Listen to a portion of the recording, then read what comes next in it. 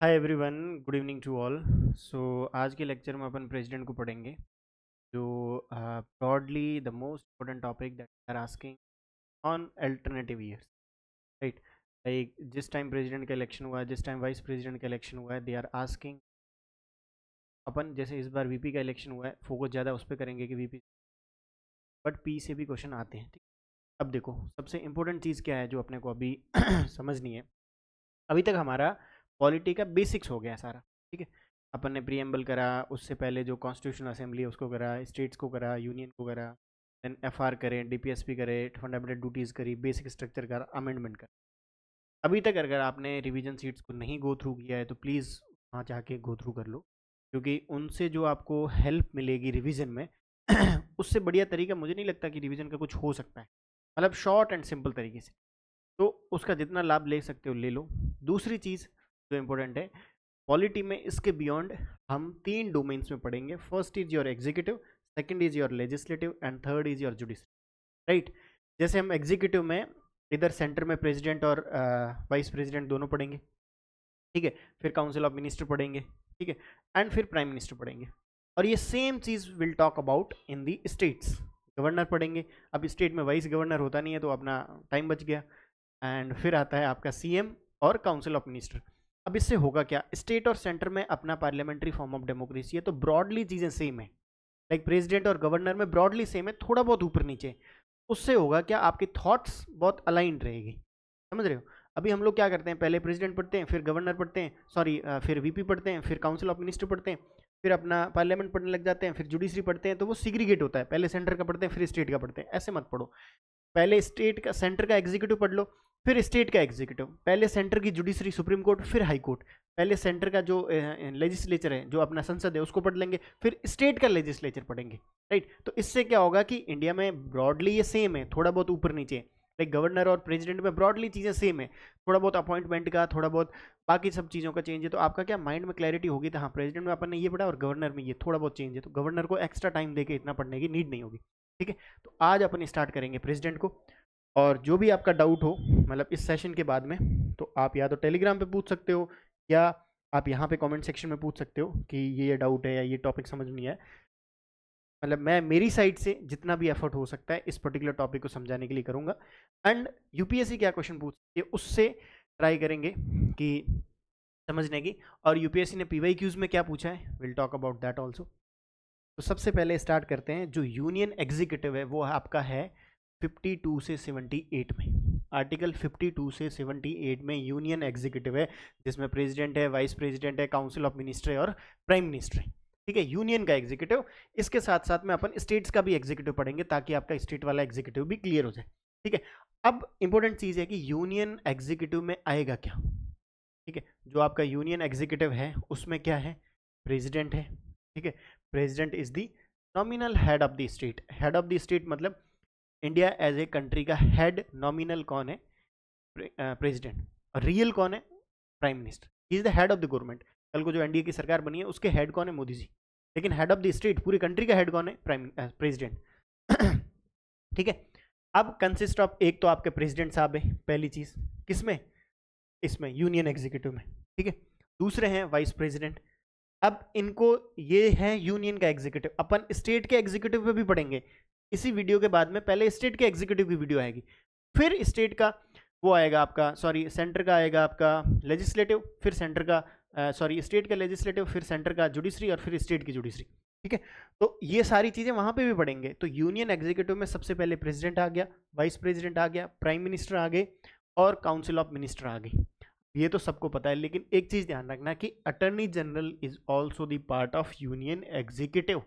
यहाँ से क्वेश्चन बन सकता है, लेकिन आज क्योंकि भाई जो यूनियन का एग्जीक्यूटिव है, और आप सोच ही नहीं पाओगे कि अटर्नी जनरल को भी इन्होंने डाला है अंदर, ठीक है, गॉट इट। तो बाकी सारी चीज़ें, चार चीज़ें, मतलब इतना वो समझने की और उसको करने की जरूरत नहीं है। Attorney general is the part, वो आपको चीज़ ध्यान रखनी है, ठीक है। अगेन एक बार और डिस्कस कर लेते हैं। देर आर 5 मेंबर्स जो यूनियन एग्जीक्यूटिव है उसमें पार्ट करते हैं। First is your president, second is your vice president, president हो गया, ठीक है। फिर आपका वाइस प्रेसिडेंट हो गया, ठीक है। एंड फिर आपके प्राइम मिनिस्टर साहब हो गए, फिर आपकी काउंसिल ऑफ मिनिस्टर हो गई, और फिर अटर्नी जनरल हो गए, ठीक है। देर आर 5 मेंबर, और ये member attorney general of India is the part of union executive is the most important. बाकी आप पता कर लोगे कि एग्जीक्यूटिव का क्या है। अगेन एग्जीक्यूटिव क्या करती है, कार्यपालिका ये, ठीक है। देखो एक कार्यपालिका होती है, एक न्यायपालिका होती है, एक आपके संसद, ठीक है। कार्यपालिका क्या करती है, किसी भी कार्य को एग्जीक्यूट करती है, मतलब उसको इम्प्लीमेंट करती है। जैसे फॉर एग्जांपल लेजिस्लेटिव है, जो अपना संसद है, वो क्या बनाता है, जैसे लेबर कोड्स बनाए, आप सबको पता है लेबर कोड्स का जो बनाया था वो डिस्कशन वगैरह सारा कुछ पार्लियामेंट ने किया। लेकिन एग्जीक्यूट कौन करेगा, रूल्स वगैरह कौन बनाएगा, एग्जीक्यूट। तो एग्जीक्यूट कौन करेगा, एक तो हो गया अपना ये एग्जीक्यूटिव जो परमानेंट है, कौन, आईएएस और ब्यूरोक्रेसी, ये उसको इंप्लीमेंट करती है। और बनाता कौन है, जो temporary executive, council of minister, ठीक है। इतना क्लियर है। फिर आओ, ही is the head of the state. Obviously head of the state का क्या मतलब हुआ कि अपना जो कंट्री है, अपना जो स्टेट है, उसका हेड नॉमिनल टर्म्स में कौन है, प्रेसिडेंट, ठीक है। And he is the first citizen of India, मतलब देश का प्रथम नागरिक है प्रेसिडेंट साहब, ठीक है। जो अपने राष्ट्रपति होते हैं उनको देश का प्रथम नागरिक बोलते हैं, ठीक है। फिर आओ दूसरे एस्पेक्ट में, इलेक्शन कैसे होता है। अब ये वाली चीज़ बहुत इंपॉर्टेंट है कि हाउ प्रेसिडेंट इज इलेक्टेड, ठीक है। अपन ने, अगर आपने पढ़ा है, मतलब उस पर्टिकुलर टॉपिक्स को अगर अच्छे से किया है, तो हमने एक टॉपिक पढ़ा था जो आपका इंडिया का प्रीएम्बल में, इंडिया का जो सिस्टम है वो कैसा सिस्टम है, रिपब्लिक वाला सिस्टम, ठीक है। रिपब्लिक में क्या होता है और मोनार्की में क्या होता है, एक बार इसको पॉज करके सोचो, what is the difference between Republic and monarchy. Monarchy और रिपब्लिक में क्या डिफरेंस होता है, एक बार इसको गो थ्रू करो। देखो there are two systems, first हो गया रिपब्लिक, सेकंड हो गया मोनार्की, ठीक है।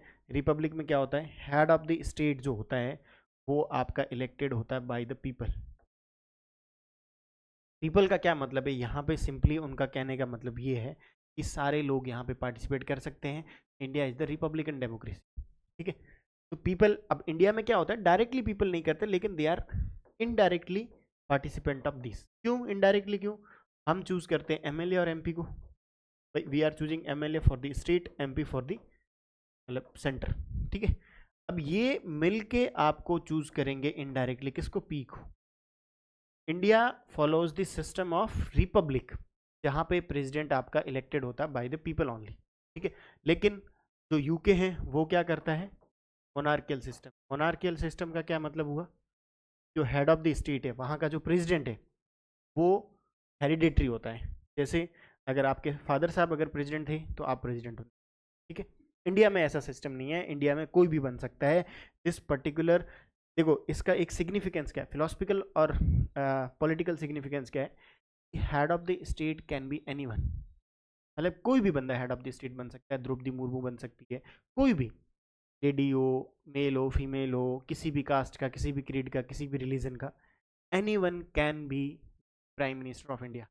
द मोस्ट इंपॉर्टेंट जो एक पब्लिक ऑफिस है इंडिया में, जो ऑल द नॉमिनल एग्जीक्यूटिव है, but still he or he holds the one of the most important position in political scene, and he is the first, he or she is the first, एक first citizen of India बोलते हो, clear है। अब आता है कि president के election में कौन भागीदार होता है। अब एक चीज यहाँ पे ध्यान रखनी है आपको कि only elected member participate in that, only elected, nominated नहीं है, ठीक है। ओनली इलेक्टेड मेंबर जो होंगे they will take the participant, पहली चीज, ठीक है। इलेक्टेड कौन, अब इसमें आएगा कि कौन कौन इलेक्टेड होगा, ठीक है। अब इलेक्टेड में दो चीजें, ठीक है। आपको ये ध्यान रखना है कि प्रेसिडेंट का इलेक्शन पार्लियामेंट ओनली नहीं करता है, स्टेट भी उसमें इन्वॉल्व होता है, ठीक। तो अगर नहीं पता है तो पहली चीज हो गई elected member of your Lok Sabha, ठीक है। नॉमिनेटेड नहीं है, अगेन यहाँ पे डाला भी है नीचे, सबसे नीचे, कि nominated members are do not vote, they do not participate in this aspect. Nominated member नहीं है, लेकिन जब प्रेसिडेंट का इम्पीचमेंट होता है, जब प्रेसिडेंट को हटाते हैं, तब नॉमिनेटेड मेंबर अंदर आ जाएंगे और तब स्टेट के जो इलेक्टेड है वो बाहर चले जाएंगे। मतलब इम्पीचमेंट का जो प्रोसीजर होता है उसमें ओनली पार्लियामेंट ही रोल प्ले करेगा, लेकिन जो सिलेक्शन का मेथड है उसमें स्टेट पार्टिसिपेशन करेगी। ये चीज ध्यान रखनी, only the elected member of the state, ठीक है। लोकसभा के इलेक्टेड हो गए, राज्यसभा के इलेक्टेड हो गए, नॉमिनेटेड नहीं, ठीक है। फिर elected members of legislative assemblies, जो भी स्टेट के अपने लेजिस्लेटिव असेंबलीज है उनके मेंबर्स हो गए, ठीक है। ये क्लियर है। ठीक है। फिर elected members of legislative assembly of UT, Delhi, Puducherry and Jammu and Kashmir. There are 3 UT जो पार्टिसिपेट करती है। ऐसे बोल दे, कल को क्वेश्चन आ जाए, elected member of all UTs, ठीक है। और मान लो दूसरा आ जाए, इलेक्टेड मेंबर ऑफ, ये मतलब लोकसभा और राज्यसभा, ठीक है, गॉट इट। और आपका एक क्वेश्चन आ जाए नॉमिनेटेड वाला। ये चीज़ ध्यान रखना कि यूटी का जो एस्पेक्ट है, यूटी का जो रिप्रेजेंटेशन है आपका यूटी का, that would be only for the Delhi, for the Puducherry and for the Jammu and Kashmir, ठीक है। देयर आर 3 यूटी जो पार्टिसिपेट करती है। But most important thing about the election is only the elected member get participate. ये चीज़ सबसे important है, जो आपको कभी भी पूछ सकता है कि यूपीएससी गेम प्ले कर सकता है, घुमा सकता है आपको, इस पॉइंट में ही घुमाएगा, बाकी किसी में नहीं, ठीक है। कि नॉमिनेटेड मेंबर होते हैं या इलेक्टेड मेंबर होते हैं, कौन होता है, who can participate in the process of, मतलब जो इलेक्शन होता है प्रेसिडेंट का उसमें, ठीक है। नॉमिनेटेड वाला अपन ने पढ़ लिया, ठीक है। अब एक चीज़ और इम्पोर्टेंट है, मतलब फैक्ट है, उसको देखना है अपने को। फैक्ट क्या है, मान लो कोई असेंबली है और वो डिसॉल्व हो जाए, ठीक है।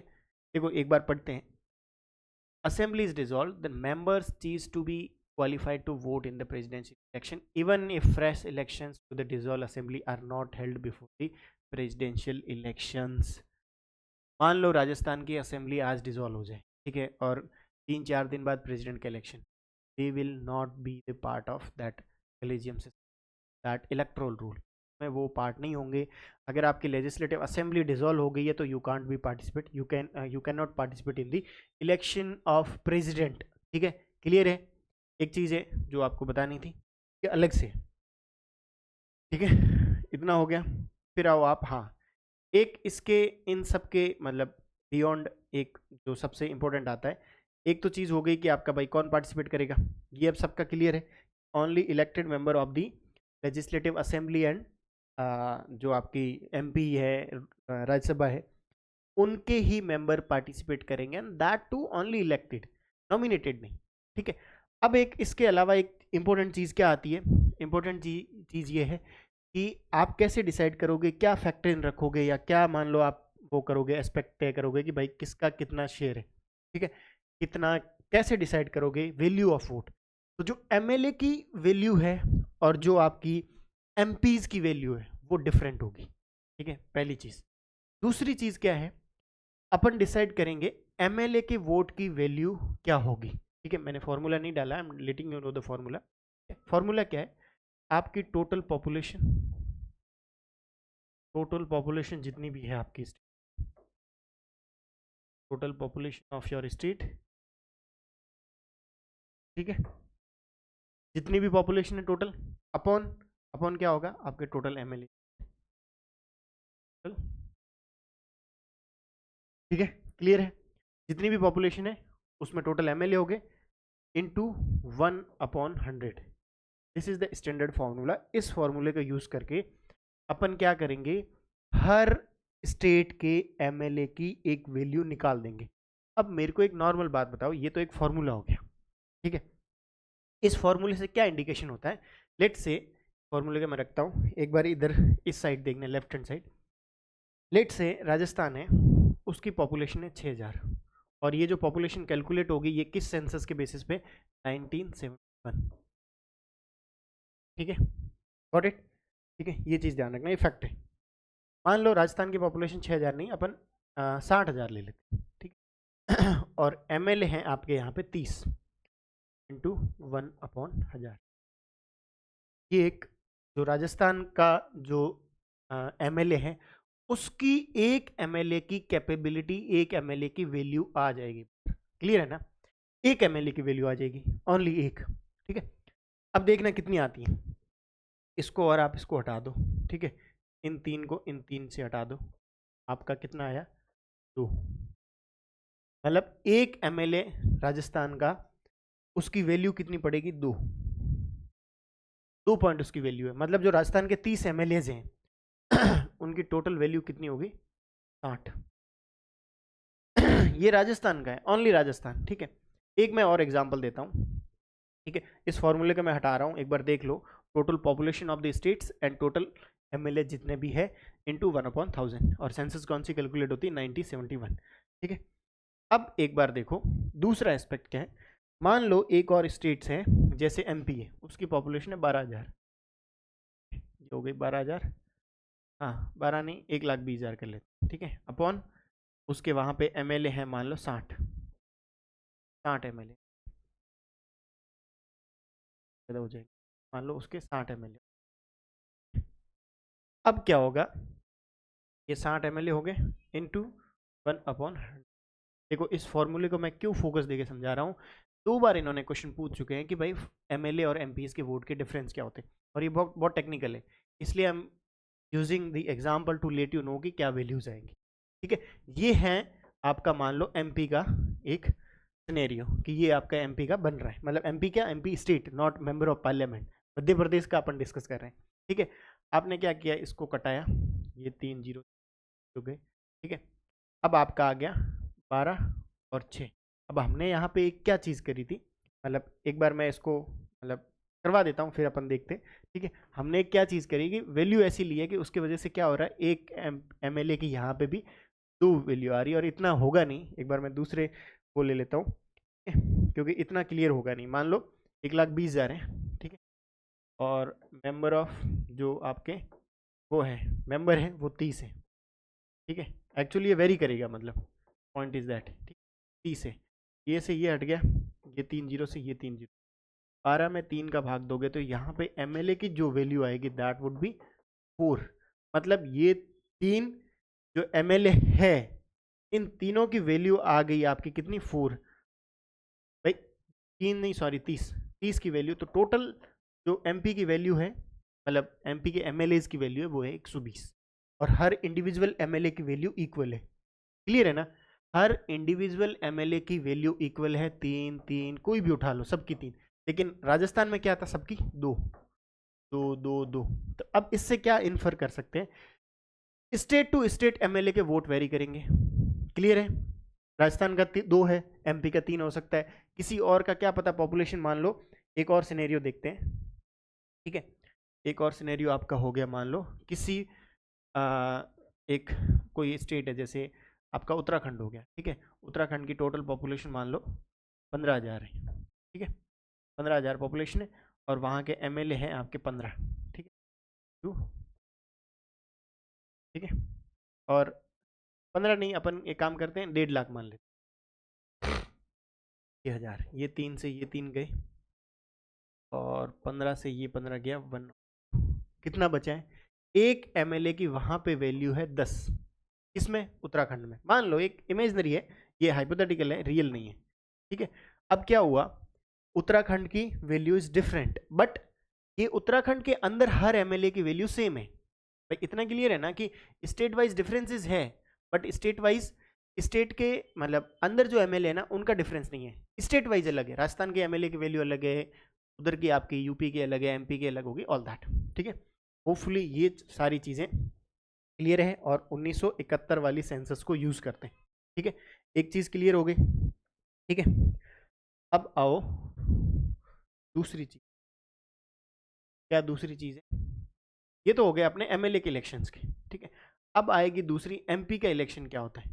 ठीक है, मतलब जो एमपी का इलेक्शन होगा उसमें कितनी वैल्यू होगी, जो एमपी के वोट्स होंगे उनको कैसे करेंगे, अपन ने अभी क्या निकाल दिया, हाँ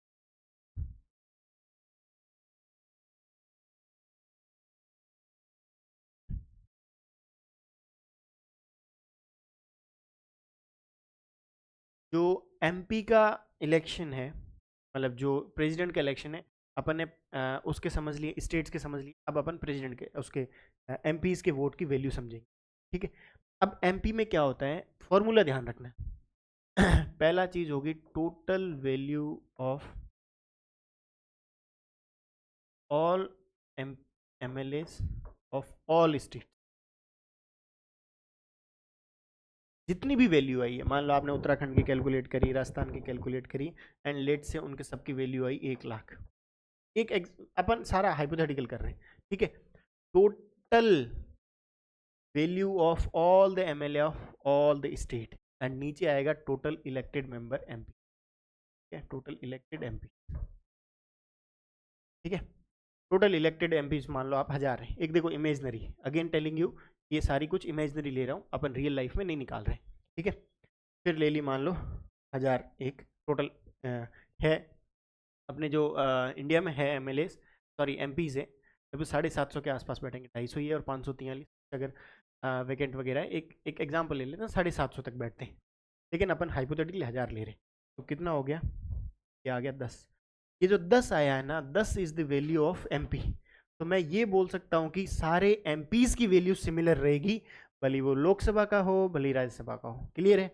यहाँ पे यूपीएससी आपसे मतलब वो करवा सकती है गलत कि भाई एमपी और एमएलए की, जो एमपी और सॉरी जो लोकसभा का एमपी है और जो राज्यसभा का एमपी है, उनके वोट्स में डिफरेंस हो सकता है, के वैल्यू में डिफरेंस नहीं होगा, स्टेट के वेरी करेगा। यूके के एमएलए की वेटेज अलग होगी, राजस्थान के एमएलए की वेटेज अलग होगी, यूपी के एमएलए की वेटेज अलग होगी। Hopefully this thing is clear. अगर और क्लियर नहीं हो तो आप क्या बोलते हैं, मेरे को टेलीग्राम और वहाँ पे बता देना। ठीक है, फिर आओ आप, हाँ अब क्या होता है, ये मैंने एक एग्जांपल दिया किसके लिए, मतलब एक्चुअली क्या होता है कि जब भी इलेक्शन होता है, जैसे प्रेसिडेंट का इलेक्शन हो, ठीक है, तो प्रेसिडेंट का जो इलेक्शन है वो किसके बेसिस पे होता है, proportional representation. Proportional representation system में क्या होता है कि you have to get the 50% vote. ठीक है, 50% वोट आपको मिलने ही चाहिए। देखो इंडिया में दो सिस्टम होता है, फर्स्ट पोस्ट दी पास सिस्टम वाला, ठीक है, जो अपना उसमें चल रहा है, और दूसरा पीआर, प्रोपोर्शनल रिप्रेजेंटेशन। इसको अपन पार्लियामेंट में पढ़ेंगे, इसको थोड़ा सा देख लेते हैं। इसमें क्या होता है, मान लो दो कैंडिडेट खड़े हुए हैं, ठीक है, और 2000 लोग हैं, ठीक है, एक उसमें भाई एक कॉन्स्टिट्यूएंसी है, 2000 लोग हैं, दो लोग खड़े हुए हैं, तो एक बंदे को 1001 वोट मिलने ही पड़ेंगे तभी जीत हो। मतलब इसका एक 51 का क्राइटेरिया श्योर शॉट रहता है। ठीक है, बट जो ये है first pass the post system, उसमें क्या होता है, मान लो 5 लोग खड़े हैं और 2000 वोट है, और ऐसा हुआ है कि वहाँ पे 30 वोट ही पड़े, वोट ही मान लो 30 ही पड़े, और 30 में से एक बंदे को 10 पड़े, दूसरे को 9, और तीसरे को मान लो 3, और ये हो गए 22, और 2, और एक को मान लो 6 पड़े, ऐसा कुछ पड़े, लगभग लगभग मोटा मोटा आपका 15 और हाँ 30 पड़ गए वोट। ठीक है, तो 10 वाला बंदा जीत जाएगा। 10 वाला आदमी यहाँ पे जीत रहा है, और यहाँ पे आपको लाने के लिए 1001 चाहिए। ठीक है, तो मेन डिफरेंस यही है कि यहाँ पे कोई भी जीत जाता है। ये पार्लियामेंट वाले इलेक्शंस में ये काम करता है कि आपके कॉन्स्टिट्यूएंसी में भले 2 लाख वोटर हो, कोई क्या पता 10,000 वोट पे भी जीत जाए। ठीक है, उसको 10,000 मिले वो जीत जाए, तो ये सिस्टम काम करता है वहाँ पे। ठीक है, तो प्रेसिडेंट के इलेक्शन में क्या होता है, पीआर वाला सिस्टम काम करता है। पीआर का क्या मतलब, प्रोपोर्शनल रिप्रेजेंटेशन। कि मान लो टोटल वोट पड़े हैं, एक एग्जाम्पल देते हैं 1000, उसको प्रेसिडेंट को जीतने के लिए 501 वोट चाहिए। ठीक है, क्लियर है ये चीज़। अब एक होता है, मान लो ऐसे हुआ कि जैसे 4 लेट से 4 प्रेसिडेंट खड़े हुए, जैसे मैंने यहाँ पे एग्जांपल दिया है कि एबीसी प्रेसिडेंट है, वो खड़े हुए। ठीक है, अब टोटल जितने भी वैलिड वोट है मान लो वो है 10,000। ठीक है, अब इसमें क्या होगा, आपको वो सिंगल ट्रांसफरेबल वाला सिस्टम समझ में नहीं आएगा, इसलिए मैंने ये एग्जांपल दिया ताकि वो समझ आ जाए आपको। ठीक है, 3 कैंडिडेट खड़े हुए एबीसी, टोटल जो वैलिड वोट है, जो वैल्यू है वो है 10,000, मतलब जीतने वाले को कितने चाहिए, 5,001। इतना क्लियर है, पीआर सिस्टम है। ठीक है, प्रोपोर्शनेट रिप्रेजेंटेशन। ठीक है, अब क्या हुआ, जो अब 3 है, मान लो एक एक कोई पर्सन है, उसने वोट किया, क्या उसने क्या वो रखी, मान लो ये एक मान लो एक्स कोई वोटर है, उसने प्रेफरेंस रखी ए बी और सी। फिर वाई वोटर है, उसने प्रेफरेंस रखी ए सी और बी। ठीक, और जेड वोटर है, उसने रखी ए नहीं, पर ए नहीं, पर मान लो अपन ले ए और बी।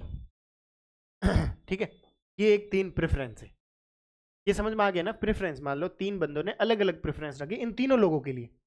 कौन 3 लोग, ये एबीसी। ठीक है, और मान लो यहाँ पे ये प्रेफरेंस रखी, मैंने एक हाइपोथेटिकली प्रेफरेंस दी है कि जब आपने प्रेफरेंस काउंट कर ली, तो कैंडिडेट जो ए है उसकी प्रेफरेंस आई 4600, ये फर्स्ट प्रेफरेंस, ये प्रेफरेंस, ये फर्स्ट, ये टोटल आ गई 46। ठीक है, फर्स्ट की। सेकंड की जो प्रेफरेंस आई है वो आई है फर्स्ट वाली, मतलब सेकंड मतलब जैसे वाई है, वाई को किन्होंने फर्स्ट पे रखा है, अरे सॉरी वाई क्या बी है, बी को किन लोगों ने फर्स्ट पे रखा है, तो यहाँ पे बी को फर्स्ट पे रखा नहीं, सी को यहाँ पे एक ने रखा है, देखो जेड ने। तो यहाँ पे जो कैंडिडेट बी है उसको फर्स्ट प्रेफरेंस 3400 जो वोट्स की वैल्यू है वो मिली है, और जो सी है आपका वो आपको मिला है कितने पे, लगभग लगभग भाई जो आपका सी है उसको मिले हैं 2000। ठीक है, अब ये चीज क्लियर है, मतलब यहां तक क्या हुआ। अब देखो इस सिचुएशन पे क्या हो रहा है कि जो 5000 वाला कोटा है वो किसी ने क्रॉस किया ही नहीं। अब जब 5000 में क्रॉस नहीं किया तो क्या होगा, आदमी इलिमिनेट होना स्टार्ट हो जाएगा। ये चीज ध्यान रखना, इलिमिनेट क्या होगा। ठीक है, अब इलिमिनेशन का देखो यहाँ पे तरीका देखना कि क्या होगा इलिमिनेशन का, मैं आपको बताता हूँ जस्ट। ये इजी है, बस एक बार समझ लो तो आपका आराम से हो जाएगा। इलिमिनेशन में क्या होगा कि दो तीन चीज़ें काम करेगी। अगर मान लो उसको 5001 मिल गए तब तो वो जीत जाता, लेकिन उसको मिले नहीं है। अब क्या हुआ, जो कैंडिडेट सी था सबसे लास्ट वाला था, उसको आपको क्या हुआ, जो सी है उसको सबसे लोवेस्ट मोड पे मिले थे, जो वैल्यू थी सबसे लोवेस्ट थी मान लो। ठीक है, 2000, वो बंदा हट गया, उसको आपने हटा दिया सबसे नीचे वाले को। ठीक है, सी हट गया। अब क्या हुआ, मान लो जैसे सी को, जैसे एक्स ने वोट दिया सी को फर्स्ट प्रेफरेंस। ठीक है, सेकंड प्रेफरेंस में जो एक्स की थी वो थी ए। मान लो एक्स की ये प्रेफरेंस है, एक्स एक वोटर है, उसकी ये प्रेफरेंस। ठीक है, अपन ने सी को ऑलरेडी हटा दिया क्योंकि सी के सबसे लोवेस्ट थे, लेकिन जो ये एक्स हटा है ना, वोटर, वोटर तो है सॉरी, एक्स जो सी मतलब कैंडिडेट है वो हट गया है। देखो तीन कैंडिडेट है यहाँ पे, ए बी और सी। ठीक है, इसमें सी तो ऑलरेडी हट गया क्योंकि यार उसकी तो सबसे कम वैल्यू है, वो तो 51 तक पहुंचेगा ही नहीं। अब 51 तक अपने को किसको पहुंचाना है, इन दोनों को पहुंचाना, या तो ए पहुंचेगा या बी पहुंचेगा। ठीक है, अब देखो, अब अपन ने क्या किया, सी को यहां से हटा दिया, ये सी हट गया। अब जो एक्स की सेकंड प्रेफरेंस है, क्या है सेकंड प्रेफरेंस, ए, उसको हम लोग काउंट कर लेंगे। समझ आया ना कि जिन लोगों ने सी को फर्स्ट प्रेफरेंस पे रखा था उनकी अब सेकंड प्रेफरेंस, सेकंड प्रेफरेंस ए है। अब यहाँ पे क्या है, जैसे 1200 वोट है मान लो सी के ऐसे जिनकी सेकंड प्रेफरेंस ए है, तो वो 1200 आ जाएंगे इधर। ठीक है, और 800 वोट है जिनकी सेकंड प्रेफरेंस है बी। ठीक है ना और अपने टोटल वोट कितने हो रहे थे, 4600 पहले हो रहे थे ए के। भाई अपन ने जब बिगनिंग में ऊपर कैलकुलेट किया था ना, 46 हो रहे थे, और 1200 जो है, कौन से 1200, ये 1200 जिनकी ए प्रेफरेंस है। भाई जिन एक कैंडिडेट है, आपने मान लो सी को सबसे पहले रखा, you are the person who have put C on the first लेकिन ए ऑन द सेकंड, तो आपका सी तो कैंडिडेट ही हट गया। अब आपकी जो फर्स्ट प्रेफरेंस है वो हट गई है, जो सेकंड प्रेफरेंस है वो फर्स्ट पे आ गई। क्या थी सेकंड प्रेफरेंस आपकी, ए, ए फर्स्ट में आ गई। मतलब आपका वोट अगर काउंट होगा ना तो आपका ए का काउंट होगा, क्योंकि आपका जिस कैंडिडेट को आपने दिया था वो तो बिल्कुल ही गया गुजरा निकला, वो तो बिल्कुल ही हट गया। तो आपके जो सेकंड प्रेफरेंस है that would become the first preference, और आपका वोट किस में कैलकुलेट होगा, ए के वोट में। ए के वोट पहले 4600 थे, अब 1200 और ऐड हो गए, ए के हो गए 5800, और बी के पहले 3400 थे, 800 और हो गए 4200। क्या हुआ, समझ में आया ना, एक बंदा एलिमिनेट हुआ है और उसके बेसिस पे कौन जीता है, मतलब सी एलिमिनेट हुआ है उसके बेसिस पे बी जीता है। ठीक है, क्लियर है। अब जो ए है उसने जीत लिया और इलेक्शन हो गया। ठीक है, इसको मैं एक बार और लास्ट में बता दूंगा अगर नहीं समझ में आया है कि प्रोपोर्शनल रिप्रेजेंटेशन क्या होता है, या यहीं पे समझा देता हूँ फटाफट से एक बार और, ताकि आपको समझ में आ जाना चाहिए। क्योंकि देखो नहीं समझ में आया तो फिर वही है, इसको बार बार कहीं और देखोगे। मान लो एक्स वाई जेड है कैंडिडेट, ये कैंडिडेट है, और इनको मान लो वही 10,000 वाले लेते हैं कि 10,000 या 5,000 ले लेते हैं, 5,000 इनको मतलब टोटल वैल्यू है वोट्स की। ठीक है, तो एक को कितने मिलने चाहिए, 2501। ये क्लियर है, आधा प्लस एक, पीआर में क्या होगा 51% होगा। ठीक है, अब मेरे को एक बात बताओ, एक कोई वोटर है मान लो, एक वोटर, उसकी पहली प्रेफरेंस थी आपकी मान लो एक्स ही था, दूसरा था वाई और तीसरा था जेड, मतलब सीक्वेंस में ही। दूसरा वोटर है की प्रेफरेंस है मान लो एक्स उसका पहला है, जेड उसका दूसरा और वाई उसका तीसरा। ठीक है, ये तीसरा वोटर की प्रेफरेंस हो गई जेड, वाई और प्रेफरेंस एक्स। या फोर वोटर, अपन एग्जाम्पल ही समझेंगे, ज़्यादा नहीं देखेंगे। एक्स वाई और पांचवे की हो गई वाई और आपकी जेड और एक्स। अब यहाँ पे एक चीज़ देखना, अगर यही एग्जाम्पल है, ठीक है, एक्स की प्रेफरेंस की कितनी है, एक, दो और तीन, यहाँ पे तो सीधा एक्स जीत रहा है। भाई एक्स तो जीत गया, तीन प्रेफरेंस आ गई पांच में से। ठीक है, मान लो छठा कैंडिडेट ऐसे हो, उसकी पहली प्रेफरेंस वाई हो, दूसरी जेड हो, तीसरी। ठीक है, अब क्या हुआ, जो कैंडिडेट एक्स है उसकी सबसे ज्यादा प्रेफरेंस कितनी है, तीन है।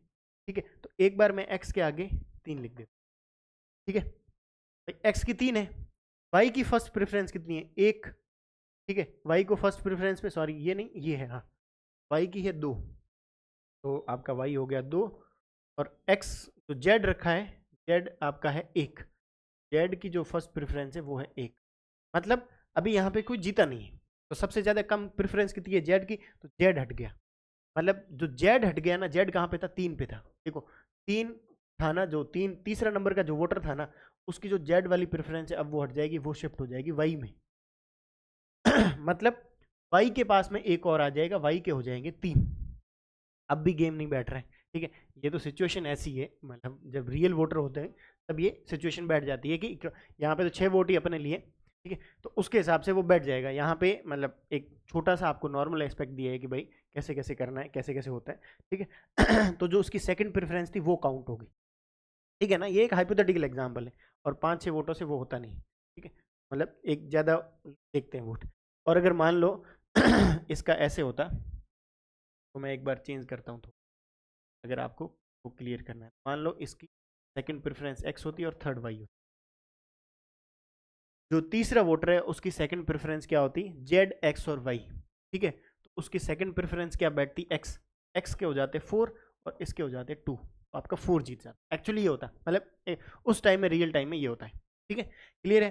चलो, नहीं भी अब अभी भी नहीं क्लियर है तो बता देना, मैं और बता दूंगा। ठीक है, फिर आओ ये वाला एस्पेक्ट क्या, हाँ इलेक्शन वो हो गया, सिस्टम ऑफ रिप्रेजेंटेशन वाला, सिंगल ट्रांसफरेबल वोटर वाला हो गया, सीक्रेट बैलेट का हो गया, ये देख लिया कि भाई कोटा कितना चाहिए, 51%।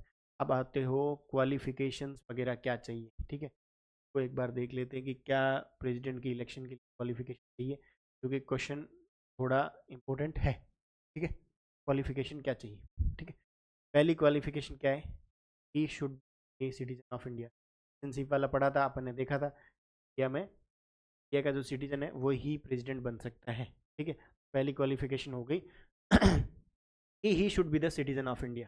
ठीक है, दूसरी क्या है, 35 साल का आदमी होना। ठीक है, ये फैक्चुअल है, तो एक बार देख लो तो गो थ्रू कर लोगे, जो समझाने वाली चीज़ थी वो लगभग कंप्लीट हो चुकी। ठीक है, फिर ये जो प्रेसिडेंट साहब है वो मेंबर ऑफ लोकसभा के क्वालिफिकेशन एलिजिबल होने चाहिए, मतलब he should be qualified to become the member of MP. ठीक है, फिर अब ये है जो ऑफिस ऑफ प्रॉफिट वाला है कि भाई ही should not hold any office of profit under the government और एनी स्टेट गवर्नमेंट और एनी लोकल अथॉरिटी और एनी अदर पब्लिक अथॉरिटी।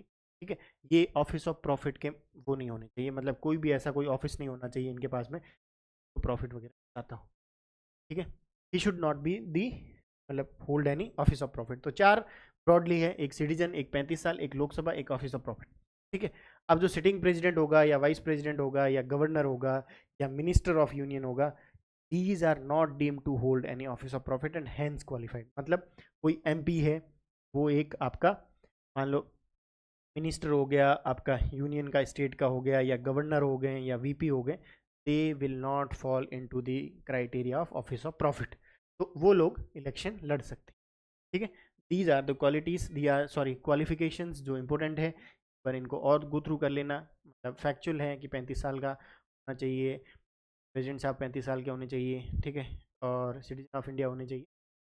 अब कुछ और चीज़ें हैं कि भाई जब भी आप नॉमिनेशन डालोगे, ये सारी फैक्चुअल है, इनको एक दो बार गो थ्रू कर लोगे तो याद रह जाएगी, इनको याद रखना है। ठीक है? जो समझने वाला एस्पेक्ट था वो हम कर चुके हैं। ठीक है, क्या था कि नॉमिनेशन जब भी आप कैंडिडेट जो प्रेसिडेंट है उनका नॉमिनेशन डालोगे, ठीक है, तो उस नॉमिनेशन को सब्सक्रिप्शन होना चाहिए। वो नॉमिनेशन किस लोगों का, 50 elector as a proposer and 50 elector as a seconder, मतलब 50 लोग आपके साथ में होने चाहिए एज ए, मतलब प्रपोजर की, हाँ इन पर्टिकुलर आदमी को आप प्रेसिडेंट साहब के लिए नॉमिनेट कर लो। ठीक है, नॉमिनेट बनाओ। ठीक है, और जो भी कैंडिडेट इलेक्शन लड़ रहे हैं उनको 15,000 की आपको आरबीआई में एक सिक्योरिटी डिपॉजिट करवाना पड़ेगा। अगर एक रिक्वायर्ड अमाउंट ऑफ वोट होता है जो होता है 1/6, अगर आपने नहीं किया तो यूल बी वो फोरफिटेड। आपकी जो भी ये है 15,000 रुपये, ये आपके बैंक ही रख लेगी, देगी नहीं आपको। बस क्या पर्पज है इसका, ताकि कोई भी आदमी मुंह उठा के इलेक्शन का, प्रेसिडेंट का इलेक्शन ना लड़ने। Got it, there are 3 things, 50 लोग एज ए सेकेंडर, 50 लोग एज गुजर होने चाहिए। ठीक है, फिर ओथ है, प्रेसिडेंट साहब ओथ कैसी लेते हैं, 3 टाइप्स की ओथ्स हैं। ठीक है, ये चीज़ ध्यान रखना क्योंकि ओथ्स का क्वेश्चन पूछ सकता है। मतलब मेरे को लगता है पता नहीं क्यों कि ओथ में थोड़ा थोड़ा वेरी करता है, जैसे एमपी की ओथ में अपन पढ़ेंगे वेरी करते हैं, प्रेसिडेंट की ओथ में दो तीन चीजें मेनली आपको ध्यान, एक एक वर्ड से अगर याद रखोगे तो हो जाए। पहला क्या है, टू फेथफुली एग्जीक्यूट, मतलब आपको ट्रस्ट के साथ वो फेथ और ट्रस्ट के साथ एग्जीक्यूट करना है। पहला हो गया फेथफुली, बस इस वर्ड को याद रखो। दूसरा क्या है, to preserve protect and defend the, आप इतना ध्यान रख लो कि ये भी ध्यान रखना है, प्रोटेक्ट करता है, प्रिजर्व डिफेंड करता है कॉन्स्टिट्यूशन।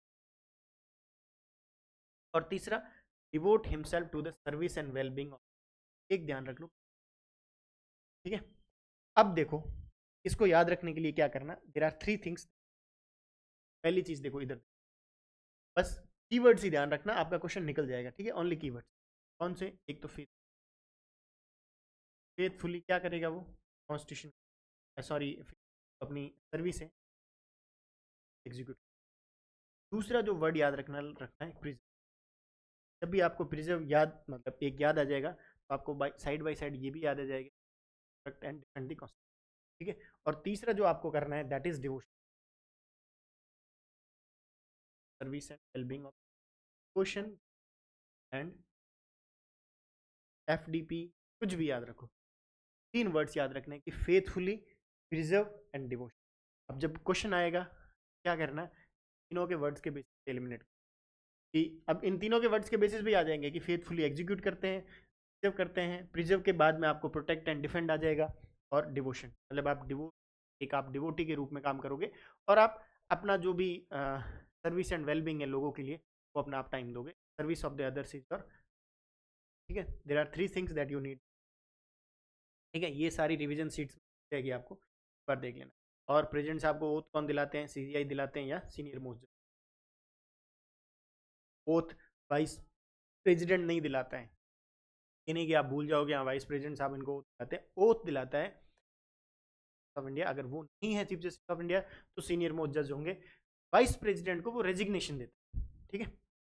फिर आओ कंडीशंस क्या है, भाई प्रेसिडेंट कौन बन सकता है, कंडीशन है कॉन्स्टिट्यूशन डाउन करिए, और अगेन इस कंडीशन में ये है कि भाई एक बार इनको याद रखना पड़े, ये एक कंडीशन है प्रेसिडेंट के हाउस की कि हाँ ये आदमी प्रेसिडेंट है, और ये है क्वालिफिकेशंस अपन ने देखी। कंडीशन मतलब हाउस की कंडीशन, पहला क्या है, he should not be member of either of the house parliament if any such person is elected as the president have vacated his seat on which he enters upon his, मान लो मैं MP हूँ, देखो पहली चीज clear करता हूँ कि आई एम द एमपी और यू आर द एमपी, ठीक है। आप एमपी हो, प्रेसिडेंट इलेक्ट हुए हो गॉट इट, प्रेसिडेंट इलेक्ट हुए हो, तो क्या होगा, आपकी मान लो डेट ऑफ ज्वाइनिंग है 5 दिसंबर है, क्या 5 फरवरी, 5 फरवरी, 5 फरवरी को जब आप हाउस में एंटर करोगे उस दिन आपका जो एमपी की सीट है वो वैकेट हो जाएगी। मतलब ये कंडीशन है, की कंडीशन है, हाउस की कंडीशन है कि मैं अगर प्रेसिडेंट ऑफिस में जाऊंगा तो मैं एज ए प्रेसिडेंट जाऊंगा, नॉट एज ए एमपी जाऊंगा। मेरी तो एमपी वाली क्वालिफिकेशन, एमपी की जो प्रिविलेजेस वगैरह, एमपी की मतलब वो था स्टेचर था, मेरा एमपी का जो पद था वो गया। You are going, you are enter president office as a president only, ठीक है। सेकंड आओ, he should not hold any other office of, condition already पड़ी है कि ऑफिस ऑफ प्रॉफिट नहीं होता, ठीक है। बाकी मतलब उनको एंटाइटल्ड होता है कि भाई का जो ऑफिस है वो आपको मिल जाएगा, ठीक है। प्रेसिडेंट राष्ट्रपति भवन में आप लोगों में से जो लोग गए होंगे तो उसके हाउस की एक कंडीशन होती है, ठीक है। और इमोल्यूमेंट्स वगैरह है, अलोवेंस वगैरह है, वो भी सारी जो भी पार्लियामेंट डिसाइड करेगा देगी, ठीक है।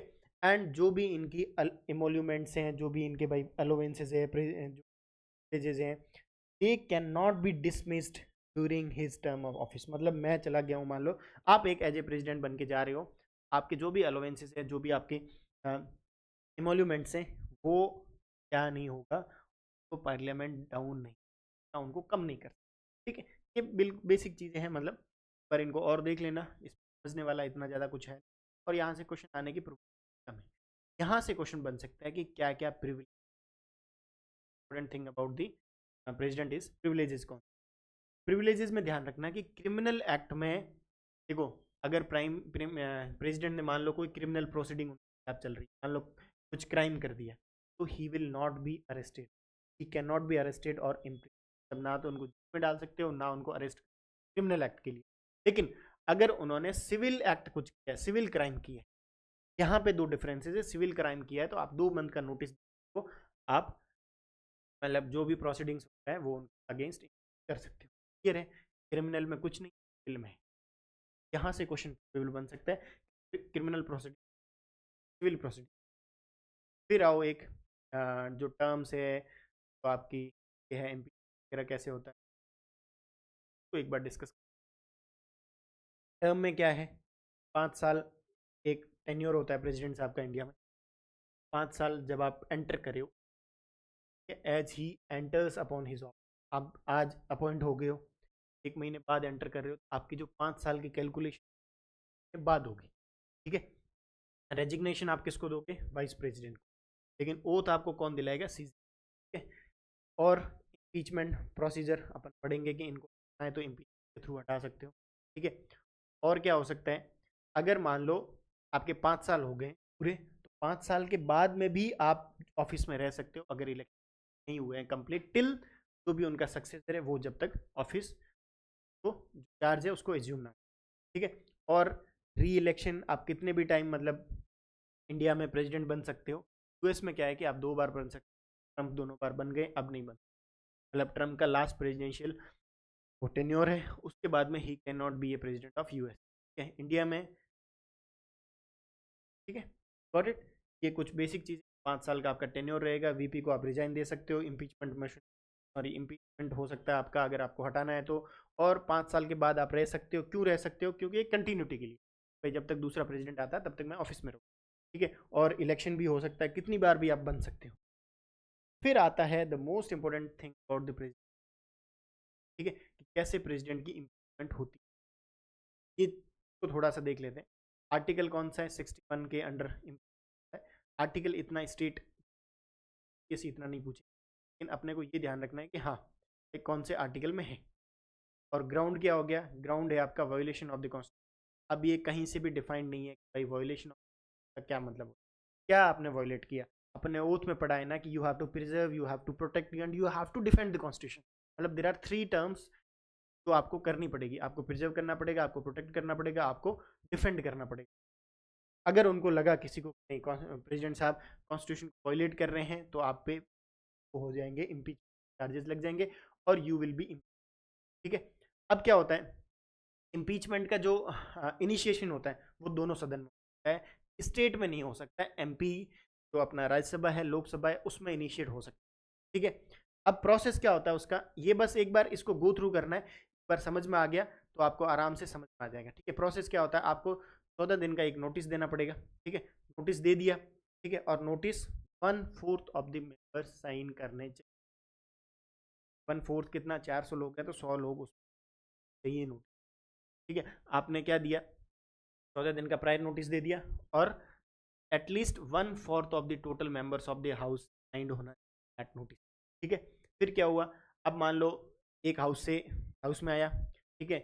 और हाउस में आया, उसने देखा कि भाई चार्जेस सही है नहीं है, कंसिडर हुआ, डिबेट हुआ, डिस्कशन हुआ। ठीक है? अब बाद में आया कि हाँ प्रेसिडेंट ने कुछ ना कुछ कॉन्स्टिट्यूशन को वायलेट किया है। अब वायलेशन ऑफ द कॉन्स्टिट्यूशन कुछ हो सकती है, कुछ ना हो, ये सारी सब्जेक्टिव होती है। तो मान लो एक हो गया कि हाँ चलो इन्होंने भाई इनके जो चार्जेस हैं सही है, वो वैलिड हैं, तो एक हाउस से वो आपका 2/3 ऑफ द टोटल मेजोरिटी पास होगा। 2/3 ऑफ द टोटल मेंबरशिप, 500 लोग हैं, मान लो 100 लोग हैं, 2/3 का मतलब 60 लोगों से पास होना चाहिए। ठीक है? फिर क्या होता है, एक हाउस से पास हुआ, दूसरे हाउस में चला। ठीक है? दूसरे हाउस में गया है, दूसरा हाउस भी सेम करेगा, चार्जेस को इन्वेस्टिगेट करेगा। और प्रेसिडेंट आपका मतलब अपियर हो सकता है वहाँ पे, रिप्रेजेंटेशन अपना दे सकते हैं प्रेसिडेंट साहब, लेकिन वहाँ पे उनका कुछ ऐसा रोल नहीं होगा। ठीक है? फिर फाइनल क्या होगा, आप मान लो इन्वेस्टिगेट कर लिया, जैसे एमपी में आया है, सॉरी लोकसभा में ये रेजोल्यूशन आया है और लोकसभा से पास हो गया, अब चला गया राज्यसभा में। ठीक है? तो राज्यसभा ने उसको इनिशिएट किया, उसको देखा। ठीक है? और राज्यसभा ने भी टोटल मेंबरशिप जो 2/3 की मेंबरशिप है उससे पास किया। फिर जब पास कर दिया तो प्रेसिडेंट आपके। ठीक है? समझ आया ना इम्पीचमेंट का क्या है? देखो अगेन मैं समझा देता हूँ, आपको अच्छे से आ जाएगा। पहली चीज है इम्पीचमेंट मोशन का आपको क्या नोटिस, इनका notice has to be signed by 1। इतना क्लियर है? दूसरा है आप लोकसभा में या राज्यसभा में किस में आप लोकसभा में लाए, उसके बाद में आपके पास लोकसभा में आपने डिस्कस किया, इन्वेस्टिगेट किया, ठीक, आपको लगा कि हाँ वायोलेशन ऑफ द कॉन्स्टिट्यूशन हुआ है, आपने सेकंड हाउस को भेजा, सेकंड हाउस ने भी बोला है 2/3 ऑफ द मेजोरिटी से पास किया, ठीक, तब आपका इम्पीचमेंट हो चुका है। अगर दोनों हाउस ने 2/3 ऑफ द मेजोरिटी से पास किया है तो टोटल मेंबरशिप मतलब 100 लोग हैं, 66 लोगों ने पास किया है तो आपका है, ठीक है, गॉट इट, क्लियर है ना, 2/3 मेजोरिटी से पास होना चाहिए। फिर कुछ और फैक्ट्स हैं, ये मैंने आपको पहले भी बताया था भाई, पार्लियामेंट ही उसमें इम्पीचमेंट पार्ट ले सकता है, स्टेट लेजिस्लेचर नहीं लेगा।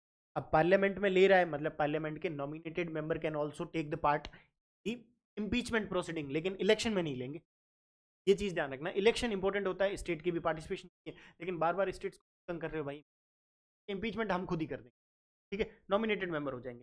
सुप्रीम कोर्ट का इसमें कोई रोल नहीं है, कि ऐसा नहीं है कि सुप्रीम कोर्ट के पास में जाएगा फिर सुप्रीम करेगा, no, there is no role of supreme, ठीक है, कोई ऐसा टाइम लिमिट नहीं है कि इम्पीचमेंट आपको 10 दिन में देना पड़ेगा, जैसे मनी बिल में होता है कि 14 दिन आपके पास में, ऐसा कोई यहाँ टाइम नहीं है, नॉमिनेटेड मेंबर्स पार्ट होते हैं, ठीक है, और प्रेसिडेंट उसको लोकसभा को डिसॉल्व नहीं कर सकता कि भाई मेरा इम्पीचमेंट रुक जाए, ठीक है, वैसा कुछ इंडिया में सिस्टम नहीं हो।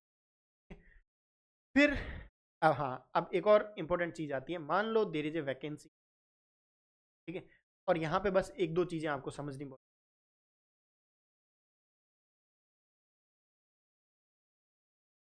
आपका जो ऑफिस है वो वैकेंट है, तो वहाँ पे कोई है नहीं। यहाँ पे एक चीज़ ध्यान रखना कि वैकेंसी हो सकती है 3-4 वेज के थ्रू, ठीक है, अब ये चीज़ थोड़ी इंपॉर्टेंट है, मैं और अच्छे से, वैकेंसी हो सकती है आपकी किस में, कि भाई एक्सपायरी हो गई 5 साल के टेन्योर, जब एक्सपायरी वाली वैकेंसी होती है तो उस टाइम में VP can not be the president, ठीक है, मान लो एक्सपायरी है आज 2030 में, आपकी एक एग्जांपल लेते हैं, ठीक है, और आज एक्सपायरी हो गई 30, तो उस टाइम में your vice president can not assume the charge of the president, ये चीज ध्यान रखना, जो नॉर्मल होती है ना कि भाई 5 साल में तो आपको होना ही है, अगर वहां पे नहीं हुआ, वहां पे एक्चुअली क्या होता है कि दूसरा आप इलेक्शन करवाओ और दूसरा प्रेसिडेंट लेके आओ जल्दी से जल्दी, मान लो दूसरे प्रेसिडेंट की जो एंटरिंग ऑफिस की डेट है मान लो 30 फरवरी, मान लो 30 मार्च है, 2 महीने कौन कंटिन्यू करेगा, ये जो प्रेसिडेंट साहब है ये, ठीक है, गॉट इट, ये चीज क्लियर है। लेकिन अगर वैकेंसी मान लो रेजिग्नेशन से, ठीक है, तो आपको क्या करना पड़ेगा, 6 महीने का, ठीक है, या भाई इम्पीचमेंट का हो 6 महीने का, ठीक है? फिर आपका ये जो डेथ हो गई मान लो उसके रिलेटेड, या मान लो आप डिसक्वालीफाइड हो गए, इन सब condition can assume the office of president, लेकिन जो फर्स्ट वाला केस है कैन नॉट बी, तो एक नॉर्मल टर्म है, उसमें आपको एक्सपेक्टेड होता है कि आप जल्दी इलेक्शन करवा लो जब आपका खत्म टेन्योर, ठीक है, ये चीज़ ध्यान रखना, देर आर 4-5 थिंग्स वैकेंसी रहती है, फर्स्ट वाले में आपको करवाना पड़ेगा, अगर नहीं करवाओगे तो प्रेसिडेंट हैं वो कंटिन्यू करेंगे, vice president can not be the president at that time, ठीक है। फिर आओ प्रेसिडेंट की पावर्स पे, ठीक है, प्रेसिडेंट की मेनली लेजिस्लेटिव और फाइनेंशियल पावर्स बहुत इंपॉर्टेंट, लेकिन मैं एक बार एग्जीक्यूटिव पावर भी डिस्कस कर देता हूँ कि जो executively he is the nominal head of the state, clear है, हेड ऑफ द स्टेट, कुछ उनके पास में फॉर्मेलिटी वाले काम जाते हैं, ये एक बार इनको गो थ्रू करना है, ज़्यादा इतना समझाने वाला कुछ है, जो भी गवर्नमेंट के एग्जीक्यूटिव एक्शंस वो प्रेसिडेंट के नाम से, ठीक है। अब सेकंड वाला क्या है, he can make the rules specifying the manner in orders, जो भी आप ऑर्डर्स वगैरह निकाल रहे हो प्रेसिडेंट के नाम से उसका रूल प्रेसिडेंट खुद बना सकता है, ठीक है। फिर ये प्रेसिडेंट साहब रूल बना सकते हैं for more convenient transaction of the union and for the allocation ministers, जो भी काउंसिल ऑफ मिनिस्टर है, जो भी आपके प्रेसिडेंट है, उनके बीच का जो भी ट्रांजेक्शन बना सकते हैं, ठीक है, प्राइम मिनिस्टर को अपॉइंट करते हैं, ठीक है, वो उनकी प्लेजर तक ऑफिस होल्ड करेंगे, अटर्नी जनरल को वो करते हैं, अपॉइंट करते हैं, ठीक है, और जो अटर्नी जनरल है अपॉइंट करते हैं, पॉइंट नंबर 5 में होता है कि उनका जो रेम्यूनरेशन है वो पार्लियामेंट डिसाइड नहीं करता, डिसाइड, ठीक है, और जो अटर्नी जनरल है वो प्रेसिडेंट के प्लेजर, प्लेजर मतलब जब उनको लगा कि हाँ नहीं ये अपने अगेंस्ट जा रहे हैं तो उनको हटा सकते हैं, प्लेजर पे काम करते हैं। ठीक है, तो duty of tenure the attorney general. ठीक है, फिर कैग को अपॉइंट करते हैं। इलेक्शन जो कॉन्स्टिट्यूशनल बॉडीज है, कैग हो गई, इलेक्शन कमीशन हो गया, चेयरमैन यूपीएससी के वगैरह हो गया, गवर्नर्स ऑफ स्टेट हो गया, chairman and member of the finance commission हो गया, तो वो अपॉइंट करते हैं। ठीक है, अब कोई भी अगर मान लो इन्फॉर्मेशन लेनी है, देखो he can seek any information, ये कॉन्स्टिट्यूशन के आर्टिकल से can seek any information relating to the administration of affairs of and proposal prime minister. Prime minister साहब से आई थिंक ये 78 या 77 में है, कॉन्स्टिट्यूशन के आर्टिकल्स में ही है। नहीं बोला है कि आप इन्फॉर्मेशन ले सकते हो प्रेसिडेंट की, सॉरी प्राइम मिनिस्टर, इसी के रिलेटेड। ठीक है, अब प्राइम मिनिस्टर लिस्ट भी कर सकते हैं किसके लिए, भाई काउंसिल ऑफ मिनिस्टर मैटर हुआ, कुछ डिसीजन हुआ, ठीक है उन सब का। ठीक है, फिर एक इंपॉर्टेंट जो पॉइंट है वो है 9th वाला, can appoint commission it into of S, ये पावर है। ठीक है, फिर इंटर स्टेट काउंसिल को एस्टेब्लिश कर सकते हैं। ठीक है, यूटीज को अपने थ्रू एडमिनिस्टर करते हैं। ठीक है, या अगर कोई अपना कोई मेंबर लगाया हुआ वहाँ पे थ्रू, ठीक है, और he can declare any area as a schedule, या किसी भी एरिया को अगर शेड्यूल एरिया डिस्कस पास में, पावर किसके पास में, प्रेसिडेंट। ये कुछ अलग पावर्स है। प्लस जो एडमिनिस्ट्रेशन है अब शेड्यूल एरिया का, और जो शेड्यूल ट्राइबल एरियाज का भी पावर प्रेसिडेंट के पास में रहता है, क्लियर करता है भाई कौन सा शेड्यूल, ऑल दैट। ठीक है, फिर आता है लेजिस्लेटिव पावर। लेजिस्लेटिव मतलब लॉ के रिलेटेड क्या पावर, भाई लॉ के रिलेटेड कुछ तो पावर होगी प्रेसिडेंट की। क्या पावर है, सबसे पहले मान लो जो हाउस चल रहा है, समन करना हो, करने का मतलब है कि उसको बुलाना हो, या प्रोरोगेशन करना हो कि भाई हाउस की सिटिंग को खत्म करना हो, ये अपन पढ़ेंगे पार्लियामेंट में, तो कौन करेगा, प्रेसिडेंट। या डिसॉल्व करना हो तो कौन करेगा, president. Talk about in the parliament. ठीक है, जॉइंट सिटिंग समन करनी हो तो प्रेसिडेंट साहब बुला सकते हैं, इनको अलग से लिख लेना, क्वेश्चन पूछ सकता है कि प्रेसिडेंट क्या कर सकता है।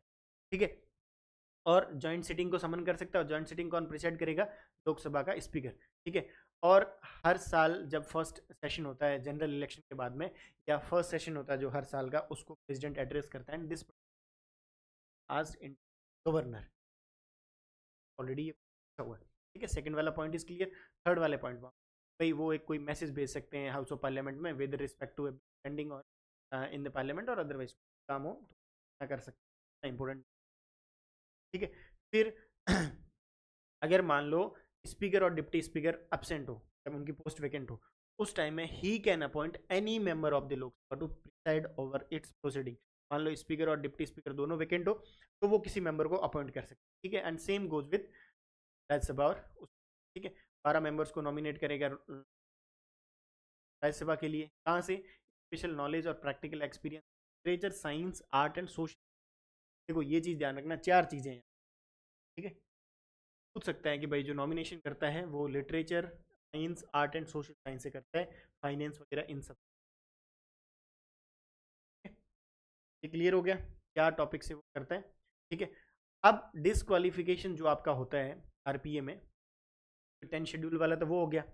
उसमें क्या होता है कि he decides on as to of the parliament in consultation with the election commission. जो भी आरपीए वाला डिस्क्वालिफिकेशन होता है वो प्रेसिडेंट डिसाइड करता है, ये चीज ध्यान रखना। 10 शेड्यूल का होता है वो स्पीकर करता है, यहाँ पे किसकी परमिशन होती है, स्पीकर की, सॉरी प्रेसिडेंट की। और प्रेसिडेंट की प्रायर रिकमेंडेशन चाहिए कुछ बिल्स इंट्रोड्यूस करने के लिए, जैसे अपन ने अभी पढ़ा था यूनियन एंड इट्स टेरिटरी वाला। ठीक है, या कोई एक्सपेंडिचर हो कंसोलिडेटेड फंड ऑफ इंडिया से, पार्लियामेंट में पढ़ेंगे क्या होगा। ये बिल अपन ने पढ़ा था कि for the alteration of any वाला बिल मैंने आपको पढ़ाया था उस टाइम, तो आप पूछो कि स्टेट के पास जाएगा, बट स्टेट यूज है वो को, मतलब वो अडॉप्ट करना है, उसको अप्लाई करना आपके हाथ में नहीं, मतलब आप बाउंड नहीं हो पर्टिकुलर यूज के थ्रू। ठीक है, क्लियर है। फिर अब कोई मान लो बिल प्रेसिडेंट के पास में आए, ठीक है, मान लो पार्लियामेंट ने कोई बिल पास करा, ये सारी जितनी पावर से लेजिस्लेटिव डोमेन में, मतलब लॉ मेकिंग वाले डोमेन, पार्लियामेंट के रिलेटेड है। ठीक है, तो कोई भी बिल आए तो वो 3 काम कर सकता है बिल पे, या बिल को असेंट दे सकता है तो असेंट दे दिया तो एक्ट बन गया, या विदोल्ड कर सकता है, विदोल्ड मतलब उसने बता दिया कि भाई खत्म करो, रिजेक्ट कर दिया, या रिटर्न कर सकता है। ठीक है, मनी बिल रिटर्न नहीं होगा, विल टॉक अबाउट दैट। ठीक है, जब पार्लियामेंट होगा तब मनी बिल इसको रिटर्न कर सकता, बट रिटर्न कर सकता है रिकन। अगर वो रिटर्न बिल वापस आ गया, हैज़ टू कंफर्म दैट, ठीक है, फिर वो आपके ऊपर बाइंडिंग होगा। मतलब क्या हुआ इसका, एक बार आप रिकमेंडेशन दे सकते हो, प्रेसिडेंट साहब एक बार पार्लियामेंट को रिकमेंडेशन दे सकते हैं, फिर नहीं दे सकते, ठीक है। अब एक इंपॉर्टेंट चीज़ है, मतलब बार न्यूज़ में भी काफ़ी रही है और यहाँ से क्वेश्चन यूपीएस कि जब भी कोई स्टेट लेजिस्लेचर से बिल मतलब रिजर्व्ड है प्रेसिडेंट के कंसेंट के लिए, ठीक है, मान लो स्टेट ने कोई बिल पास किया और वो प्रेसिडेंट की मतलब उसके लिए रिजर्वेशन है, रिजर्व्ड है, मतलब जो प्रेसिडेंट की कंसेंट वगैरह उसके लिए, तो प्रेसिडेंट के पास में बिल आता है तो प्रेसिडेंट क्या करेगा, सेम चीज़ यहाँ पे करेगा, या तो असेंट दे सकता है, ठीक है, या विदहोल्ड कर सकता है, या गवर्नर को डायरेक्ट कर सकता है बिल को रिटर्न करने के लिए, मनी बिल में नहीं, बाकी सब बिल में, ठीक है, ये स्टेट में भी कर सकता है। अब ये देखो कि देखो यहाँ पे सबसे बड़ा इशू है कि देखो यहाँ पे क्या बोल रहा है, it should be noted that he it is not obligatory for the president to give assent even if the bill is signed against again by the state and sent again him for consideration. यहाँ पे सबसे बड़ा loophole, ये question ask कर सकता है, इस बार काफी न्यूज था, न्यूज में इसका इस पर्टिकुलर चीज क्या इशू है कि जब पार्लियामेंट में क्या है, पार्लियामेंट ने दोबारा जब बिल पास कर दी तो यू हैव टू मतलब गिव योर असेंट, मतलब there is no other way round कि आप ऐसे नहीं बोल सकते कि इसको हटा दो। लेकिन यहाँ पे सिचुएशन डिफरेंट है, यहाँ पे सिचुएशन क्या डिफरेंट है कि एक कोई बिल आ गया, ठीक है, मान लो अभी हो क्या रहा है, अपोजिशन पार्टीज है, रूलिंग पार्टी है, उसकी जो अपोजिशन पार्टी है किसी और स्टेट्स में रूल, इंडिया में पंजाब है, वेस्ट बंगाल है, तमिलनाडु है, केरला है, भी हो क्या रहा है, उसकी असेंबली में गवर्नर्स इनके ही होते हैं, भाई रूलिंग पार्टी के गवर्नर होगा, वो अपॉइंट करते हैं। तो कोई ऐसा बिल लगे इनको कि नहीं वो हमारे सेंटर वाले कुछ इशू में, सेंटर की कुछ फसल हो सकती है, सेंटर के काम में बीच में आ सकता है, तो वो क्या करते हैं, उसको रिजर्व रख लेते हैं प्रेसिडेंट की परमिशन की। अब जैसे ही उसको रिजर्व रखा प्रेसिडेंट की परमिशन के लिए, खत्म, आ गई, एक बार आएगा वो वापस रिटर्न पास करवाओ, वापस रिटर्न भेज देगा, या पड़ा रहेगा कुछ नहीं। से हुआ क्या, जो लेजिस्लेटिव स्टेट्स की असेंबलीज है उनकी जो डिबेट डिस्कशन जो बिल पास करा है, समहाउ वो बिल मतलब एक एक्ट बन ही नहीं रहा है, समझ रहे हो, मतलब आप अल्टीमेटली वो जो आपने एक इनिशिएट किया उस चीज को काट रहे हो। तो हो क्या रहा है, दिस इज द मतलब बेस्ट एग्जांपल ऑफ फेडरलिज्म, या मैं lake of political federal, opposition parties है, अपोजिशन पार्टीज में को सेंटर इस पर्टिकुलर आर्टिकल के तहत होल्ड कर दे, ठीक है, पास ही नहीं करना, ठीक है, गॉट इट। अब हाँ, एक और चीज इसके बाद में मेनली है आपका भाई ऑर्डिनेंस वाला, यहाँ पे मैंने हाँ हेडिंग डाली है, ठीक है, ऑर्डिनेंस वाला हो गया कि भाई जो ऑर्डिनेंस है वो ला सकता है प्रेसिडेंट, ठीक है। फिर जो कॉन्स्टिट्यूशनल बॉडीज है वाला पॉइंट है कि he lays the report of the CAG, UPSC, finance commission इनकी, ठीक है। और थर्ड जो पॉइंट है, he can make regulation progress and good governance, Andaman Nicobar, Lakshadweep, Dadra Nagar Haveli, ये सारे यूटीज इनका। In case of Puducherry also the president can legislate by making regulation but only religion, तो ये इसका एक अलग काम है कि वो मतलब पीस रेगुलेशन के लिए जा सकता है, बाकी ऑर्डिनेंस पास कर सकता है, ठीक है, ऑर्डिनेंस को और अच्छे से समझेंगे, ठीक है। और जो कॉन्स्टिट्यूशनल बॉडीज है, specifically constitutional bodies, not the other bodies, NHRC वगैरह इनकी रिपोर्ट का वो नहीं होता है, जितना कॉन्स्टिट्यूशनल बॉडीज की रिपोर्ट कौन ले डाउन करेगा, प्रेसिडेंट। फिर आता है फाइनेंशियल पावर, मतलब पैसों के रिलेटेड, इकोनॉमी के रिलेटेड क्या पावर होती है, ठीक है। मनी बिल को इंट्रोड्यूस ये अपन पार्लियामेंट में और अच्छे से पढ़ेंगे, ठीक है। मनी बिल को कौन इंट्रोड्यूस, किसकी परमिशन, मनी बिल आपके इनकी ही परमिशन से,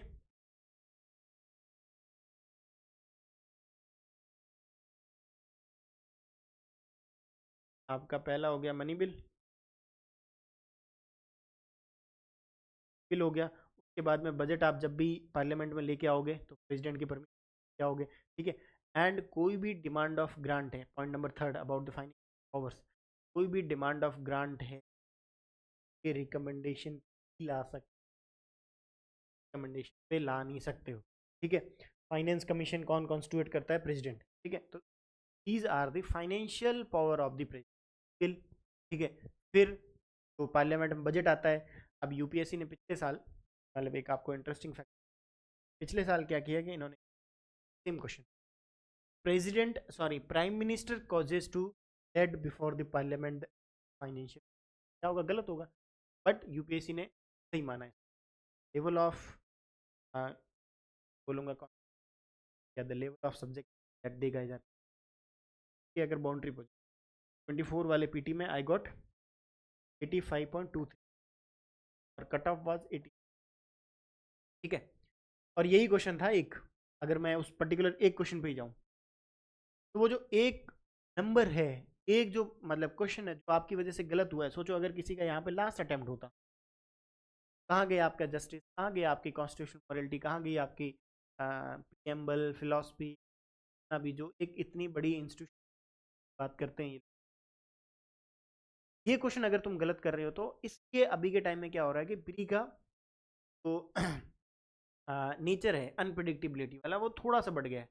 मतलब 2024 में इन्होंने 3 डायरेक्टली गलत दिए हैं, क्या आंसर्स गलत है, और ये तो सीधा सीधा गलत है, और इन्होंने ऑप्शन क्वेश्चन भी डिलीट कर दिए। सोचो अगर किसी का लास्ट अटेम्प्ट है, किसी की बाउंड्री पे है, या क्या पता कोई लास्ट अटेम्प्ट, तो सर्विस इम्प्रूव, यहाँ पे सर्टेनिटी है कि तलवार है वो आप पे भी लटकी हुई है, no transparency objective comes to answer of the films. और इवन मेंस में भी बहुत लोग हैं, देखा मैंने लास्ट ईयर एक फ्रेंड था, उसके 38 मार्क्स ऐसे में। आई डोंट नो, मतलब इतना तो घटिया नहीं लिखा होगा कि 38 दे दी, और दोबारा दूसरे साल 120 प्लस थे कुछ, उससे पहले भी अच्छे मार्क्स। पॉइंट इज, क्या पॉइंट है कि जब अपने हाथ में कुछ नहीं होती और कुछ ऐसा होता है, ये सारी कुछ चीज़ ऐसी चीज़ अपन करते हैं, एंड थैंक्स टू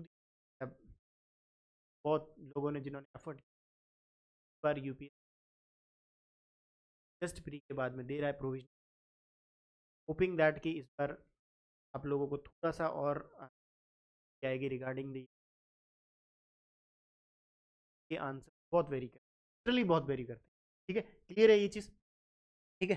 तो क्या करता है प्रेसिडेंट को लेट डाउन, वो सॉरी एनुअल फाइनेंशियल आता है, फिर डिमांड ऑफ ग्रांट यही रिकमेंड करते हैं, फिर फाइनेंस कमीशन हो गया, ठीक है, 5 साल में। उसके बाद में जुडिशियल पावर, मतलब जुडिशरी के रिलेटेड ये क्या करते हैं, ठीक है, क्या करते हैं, चीफ जस्टिस को अपॉइंट करते हैं, सुप्रीम कोर्ट के जजेस को, हाई कोर्ट के जजेस को।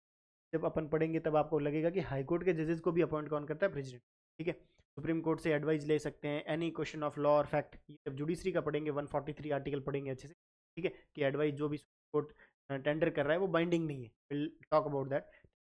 फिर पार्डनिंग पावर हो गई, ये जुडिशियल पावर है कि आप किसी को पार्डन कर रहे हो, ठीक है। पार्डन में क्या हो गया, या पार्डन कर रहे हो, या रिप्राइव कर रहे हो, रेस्पेक्ट कर रहे हो, मतलब एक तरीके से जो भी आपकी पनिशमेंट है उसमें थोड़ा उसको कंसेशन दे रहे हो, सिंपल इज दैट, ठीक है। अब एक चीज, मतलब ये अपन आगे और भी जब गवर्नर वाला करेंगे तब कर लेंगे, कि प्रेसिडेंट जो साहब हैं वो किसी भी मतलब किसी ने भी सेंटेंस दी है उसको, कोर्ट मार्शल हो तो भी हो, वो पार्डन कर सकते हैं, ठीक है। और इवन उन मैटर्स को भी पार्डन कर सकते हैं जो यूनियन के अगेंस्ट है, ठीक है, जो यूनियन लॉ के अगेंस्ट है, ठीक है। और even he can pardon the cases of death sentence, मतलब there are 3 variation from the governor, court martial वाला हो गया, यूनियन लॉ हो गया, एक डेथ सेंटेंस। गवर्नर पढ़ेंगे तब पढ़ेंगे, लेकिन अभी एक बार पार्डनिंग पावर देखेंगे आगे प्रेसिडेंट की, उससे पहले प्रेसिडेंट का देखेंगे वीटो पावर, ठीक है। अब इसको बस सिंपली ये देख लो कि जब भी प्रेसिडेंट के पास में बिल आता है तो वो या तो बिल को मतलब वो कर सकता है भाई, विदोल्ड कर सकता है, या असेंट दे सकता है, विदोल्ड का मतलब रिजेक्ट कर लिया, असेंट दे सकता है, या रिकंसिडरेशन के लिए वापस भेज सकता है, ठीक है। तो अब 4 टाइप के विटोज हो, पहला हो गया एब्सोल्यूट विटो। एब्सोल्यूट विटो में क्या होता है, आप बिल्कुल विदोल्ड कर दो, या आप दो ही मत ही, मतलब परमिशन ही मत दो, तो बिल अपने आप खत्म हो गया, ठीक है।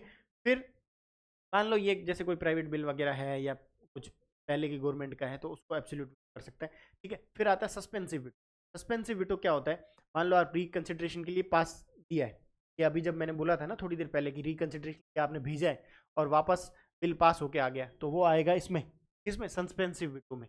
सस्पेंसिव विटो का मतलब ये है कि आपने कोई भी बिल के लिए रिकंसिडरेशन, ठीक है। उसके बाद में क्या हुआ, जो रिकंसिडर्ड बिल आया है, भले वो सिंपल मेजोरिटी से हो या भले आपकी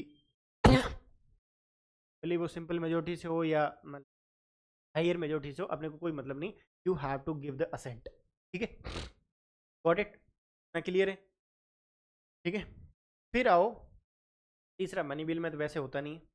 फिर आओ पॉकेट वीटो। पॉकेट का मतलब क्या है, आपने उस पर्टिकुलर बिल को अपने पॉकेट में ही रख लिया, ठीक है, उस पॉकेट में रख लिए, एक तरीके से क्या हुआ गया, उसको अनगिनत टाइम के लिए आपने पॉकेट में रख लिया, और वो आपका कोई टाइम लिमिट नहीं है, जैसे स्टेट वाला होता है, अभी अपन ने पढ़ा था स्टेट, ठीक है।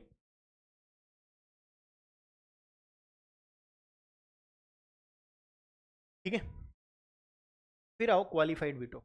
अब क्वालिफाइड वीटो का क्या मतलब होता है, ये इंडियन कॉन्स्टिट्यूशन,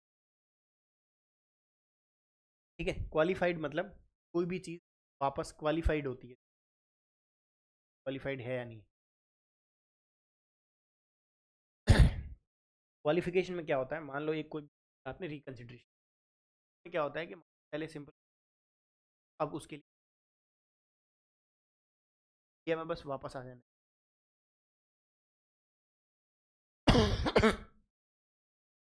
के बाद अपन देखते हैं, हाँ, स्टेट लेजिस्लेचर वाला अपन ने देखा, ये जो करता है कैसे करता है, ये कंसेप्ट अपन ने पढ़ लिया भाई। 200 जो आर्टिकल है, हाँ ये चीज़ ध्यान रखना कि वो आर्टिकल कौन सा है, 200 है। बिल को असेंट दे सकता है, या होल्ड कर सकता है, या रिटर्न कर सकता है, या कंसिडरेशन के लिए ये होता है गवर्नर के पास में। गवर्नर क्या करता है, ठीक है? जब प्रेसिडेंट के पास में आ जाएगा 201 में, प्रेसिडेंट क्या करेगा, असेंट दे सकता है, ये कंसेप्ट अपन ने ऑलरेडी पढ़ लिया, ठीक है। और मान लो दोबारा वापस भेज दे, तब वापस भी जो कंसिडर्ड बिल आया है उसको भी पास करने की या कोई ऑब्लिगेशन, ठीक है। फिर आओ, हाँ यहाँ पे सबसे बड़ा इशू होता है फेडरलिज्म का, कि तरीके से बिल दबा के बैठ जाता है प्रेसिडेंट के पास में, अल्टीमेटली जो लेजिस्लेचर होती है वो समहाउ इम्पैक्टेड होती है। फिर एक चीज़ है ordinance, most important I would say, question में भी इन्होंने 2-3 बार क्वेश्चन, और प्री में भी लास्ट ईयर क्वेश्चन आया था 25 में, ठीक है, इस पे क्वेश्चन आया।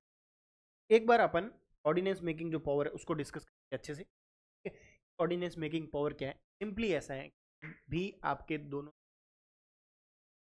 ठीक है, लोकसभा या राज्यसभा अगर आपकी वहां पे नहीं है, आप क्या कर सकते हो, ऑर्डिनेंस मतलब एक तरीके से कोई अध्यादेश ला सकते हो प्रेसिडेंट के बिहाफ, ठीक है। कि जैसे क्या हुआ था कोविड के टाइम में, क्या हुआ था, दोनों सदन ऑफ थे, कि सिटिंग हो नहीं पा रही थी, तो प्रेसिडेंट ने जो एपिडेमिक एक्ट वाला जो अमेंडमेंट किया था, डिजास्टर मैनेजमेंट वाले एक्ट में, और क्यों किया था, नीड फेल्ट, आपकी जो लोकसभा है और राज्यसभा है वो यहाँ, तो आप प्रेसिडेंट एक पर्सन अपने बिहाफ पे इश्यू करता है ऑर्डिनेंस, लेजिस्लेटिव पावर। देखो प्रेसिडेंट इज द एग्जीक्यूटिव, ये उनकी लेजिस्लेटिव पावर है, ठीक है, हो गया। हाँ, कुछ रिक्वायरमेंट्स हैं वो अपन देख, कि ऑर्डिनेंस कब प्रमोलगेट कर सकता है, जब only when both the houses of the parliament, Covid में, या to of the house parliament is not, जब एक है और दूसरा नहीं है तो पास नहीं होगा, या दोनों नहीं है या एक नहीं, ठीक है। गॉट इट, पहली तो रिक्वायरमेंट हो गई ये। दूसरी क्या है, ओनली, हाँ ये हो गया, फिर आपका हो गया, हाँ, मेन चीज़ ये है कि को लगना चाहिए कि हाँ सर्कमस्टेंसेस है, सिचुएशन है, इमरजेंसी, तो ही लागू करे, अदरवाइज कर लोगे। अब कूपर केस में क्या बोला, एक कूपर केस है, इंपॉर्टेंट है, कूपर और आरसी डीसी वाधवा वाला केस है, talk about that. Supreme court ने क्या बोला है कि प्रेसिडेंट की जो भी सेटिस्फेक्शन, भाई प्रेसिडेंट ने बोला कि सर्कमस्टांसेस लगे इंडिया में, जैसे कोविड के टाइम में एक रियलिटी थी कि हाँ चलो इमरजेंसी क्राइसिस है, अभी पार्लियामेंट बैठ नहीं सकता, तो हम लोग लॉन्च कर ले, that was a good idea. Arm laws वाला, भाई उनको वापस लेना पड़ा ना, लेना पड़ा, पब्लिक ने, आप ऑर्डिनेंस करके ये काम नहीं कर सकते हो, how to take it, right. उन्होंने ये बोला कि जो भी प्रेसिडेंट की सेटिस्फेक्शन है, प्रेसिडेंट को लगा कि सर्कमस्टांसेस ऐसी हुई है, वो सारी भी है, वो जुडिशियल रिव्यू के दायरे के अंडर आएगी, ठीक है। ये चीज़ ध्यान, इस केस में बोला कूपर, ठीक है। अब कुछ क्या है इनको ध्यान रखना है, कि जो ऑर्डिनेंस है वो ओनली उन्हीं सब्जेक्ट्स पे ला सकते हो, सब्जेक्ट्स पे आपकी पावर से, मतलब जो प्रेसिडेंट है वो यूनियन लिस्ट पे ऑर्डिनेंस ला सकता है, कंकरेंट पे ला सकते हो, लेकिन सेंटर सॉरी स्टेट लिस्ट पे उस कौन लाएगा, गवर्नर, ठीक है। अब जो आपका ऑर्डिनेंस है वो फंडामेंटल राइट्स को एब्रीज करने के लिए या उनको टेक अवे करने के लिए ला सकते हो, कम करने के लिए, ठीक है। और जो भी ऑर्डिनेंस आप पास कर रहे हो, वो जब भी पार्लियामेंट वापस रिज्यूम होगी तो आपको पार्लियामेंट में भाई रखना पड़ेगा और पार्लियामेंट की अप्रूवल चाहिए होगी, तभी जाके वो एक्टिव मतलब एक्ट बनेगा। और वो मतलब 6 वीक्स आपके पास में है कि भाई 6 वीक मतलब लगभग लगभग 1.5 महीना होता है। 1.5 महीने में आपको जो है ऑर्डिनेंस है, जब भी पार्लियामेंट वापस पास करवाना पड़ेगा, अदरवाइज वो मतलब इनवैलिड हो जाएगा, आपका नल एंड वॉइड हो जाएगा। ठीक है, और आपका हो गया। हाँ, 6 मंथ्स का ऐसा होता है कि भाई एक हाउस है और दूसरा नहीं है, तो वो कैलकुलेशन करते हैं, तो वो अल्टीमेटली 6 महीने हो जाते हैं। एक तरीके से अगर देखें तो अपन मान लो आज लोकसभा बैठी है, राज्यसभा नहीं बैठी है, मैक्सिमम टाइम गैप होता है इनके सेशन, 6 महीने होते हैं। इस साल में 2 बार मिल लो, 6 महीने का मैक्सिमम गैप, ये कॉन्स्टिट्यूशन। तो मैक्सिमम एक ऑर्डिनेंस का गैप जो है वो 6 मंथ्स तक हो सकता है। ठीक है, और ऑर्डिनेंस रिट्रोस्पेक्टिव हो सकता है। अब ये कुछ फैक्ट्स हैं, तो प्लीज़ याद रखना। ऑर्डिनेंस रिट्रोस्पेक्टिव मतलब बैकडेट में जा सकते हैं। प्लस ऑर्डिनेंस का क्या, जैसे यूनियन और कंकरेंट लिस्ट पे ही प्रेसिडेंट ऑर्डिनेंस ला सकता है। आरसी कूपर में केस क्या था, ठीक है इनको ध्यान रखना। ठीक है, और 6 वीक का आपके पास में टाइम है। और क्या है, हाँ एक और चीज़ है कि आप रिट्रोस्पेक्टिव ला सकते हो, बट रिट्रोस्पेक्टिव मतलब बैकडेट का। इंपॉर्टेंट चीज़ क्या है कि आप कॉन्स्टिट्यूशनल अमेंडमेंट के लिए कांट स्टेट ऑर्डिनेंस, मतलब संविधान को अगर आपको करना है तो आप अध्यक्ष। ठीक है, फिर आओ डीसी वाधवा, एक और अगेन इंपॉर्टेंट केस है, देखेंगे इसमें कोर्ट ने क्या बोला। एक्चुअली उस टाइम में क्या हुआ था कि 96 लेकिन 1981 तक जो बिहार के गवर्नर साहब थे, ठीक है, उन्होंने क्या किया कि मतलब एक दबा के ऑर्डिनेंस को पास किए, हर जगह हर चीज़ के लिए ऑर्डिनेंस लेके आ गए। ठीक है, 256 ऑर्डिनेंसेस लाए। एंड ऑर्डिनेंस का क्या था, मतलब वैसा हो गया कि बार बार प्रोमulgate करके, बार बार पार्लियामेंट के सामने लाके रिजेक्ट हो गया, बार बार प्रोमulgate करके वो चलती रही। क्या हुआ, कोर्ट ने क्या बोला, successive promulgation of the ordinance with the same text without any attempt to get this bill passed by the assembly amount, मतलब मैं और एक ऐड करा था, सुप्रीम कोर्ट ने बोला this is fraud on the constitution, कि आप रीड कर रहे हो, आप पार्लियामेंट की जो भी डिबेट डिस्कशन सेलिब्रेशन वाली कैपेसिटी है उसको घटा रहे हो, और ऑर्डिनेंस के थ्रू आप एग्जीक्यूटिव डोमिनेंस को क्रिएट कर रहे हो। ठीक है, सिंपल, गॉट इट। तो ऑर्डिनेंस में हमने क्या बोला, कुछ कुछ चीज़ें मैं और रिपीट करवा देता हूँ। फंडामेंटल राइट्स के लिए कॉन्स्टिट्यूशनल अमेंडमेंट, ठीक है, और आपकी पावर कितनी हुई, स्टेट लेजिस्लेचर अगर सेंटर कर रहा है, सेंटर पे इस पे करेगा यूनियन लिस्ट, और स्टेट लिस्ट पे नहीं कर सकता, ओनली यूनियन और कंकरेंट। ठीक है, 123 आर्टिकल रिस्पेक्टिव हो सकता है। 6 वीक का आपके पास में टाइम है, तो मैक्सिमम 6 वीक के हिसाब से करो तो दूसरा सदन दोनों बैठ जाएंगे, तो लगभग 6 महीने का टाइम रह सकता है। ठीक है, ऑर्डिनेंस एक extra ordinary, RC Wadhwa case में क्या बोला, बिहार में ज़्यादा ऑर्डिनेंस पास हो रहे थे, बोला कि आप री प्रोमोलगेट मत करो, बार बार सेम वापस से मत लेके आओ। ठीक है, और क्या मतलब, और दूसरी जो उसमें आरसी कूपर केस में क्या बोला कि judicial review basic structure and judicial review also applies to the when it comes to passing the ordinance, when it comes to ordinance. Clear है? ठीक है, नहीं भी क्लियर हो तो रिवीजन एक बार और क्लियर। फिर आता पार्डनिंग पावर। पार्डनिंग मतलब किसी को माफ करना, पार्डन कर दिया। ठीक है, अब पार्डनिंग पावर किस कॉन्स्टिट्यूशनल अमेंडमेंट में, 72, और ये ग्रांट करता है president to grant pardon person have tried and convicted for all the cases. अपन ने कौन से पढ़े, वो डेथ सेंटेंस वाला हो सकता है, या यूनियन लॉ के अगेंस्ट हो सकता है, या कोर्ट मार्शियल, कोई मिलिट्री कोर्ट ने ऑर्डर किया। गवर्नर इन केसेस में नहीं करेगा, विल टॉक अबाउट दैट जब अपन गवर्नर। ठीक है, ये इतना समझ में आ गया ना कि क्या होगा, इतना क्लियर है ना आपको कि किस किस, अगर कोई मान लो पनिशमेंट मिली है उस पर पार्डन कर सकता है। पार्डन का मतलब है आपने उसको माफ कर लिया, तो पार्डन किया है आपने लाइफ में, वो आपकी पावर है कि आप पार्डन कर रहे हैं। अब पार्डन पावर है जो आपकी इंडिपेंडेंस ऑफ जुडिस, इंडिपेंडेंस ऑफ जुडिस मतलब उस पर डिपेंडेंट नहीं है, अलग से आपकी एक पावर है। हाँ, एक तो ये हो गया कि भाई हाँ मतलब उसकी पावर का रैशनल क्या है, कि आप कोई अगर जुडिशियल एरर हुआ है तो आप उसको करेक्ट कर लो। और दूसरा ये है कि हाँ किसी को मतलब आपको लग रहा है कोई डिसेबल पर्सन है और उसको ज़्यादा आपने रिग्रेस पनिशमेंट दे दी, तो उसकी कम कर सकते हो। ठीक है, अब ये समझने की बहुत ज़रूरत है, तो एक बार समझ लो प्लीज़ कि जो आप माफ़ करते हो ना, वो माफ़ी भी डिफरेंट टाइप की। जैसे फॉर एग्जाम्पल एक सी, आपने किसी को 10 साल की सज़ा, and he is mentally depression, आपको लग रहा है ये और जेल में जाके मतलब और बुरी हो, तो आप क्या कर रहे हो, तो पार्डन कर रहे हो कि ठीक है 10 साल की नहीं देते, 6 महीने की, और इसको भेज देते हैं।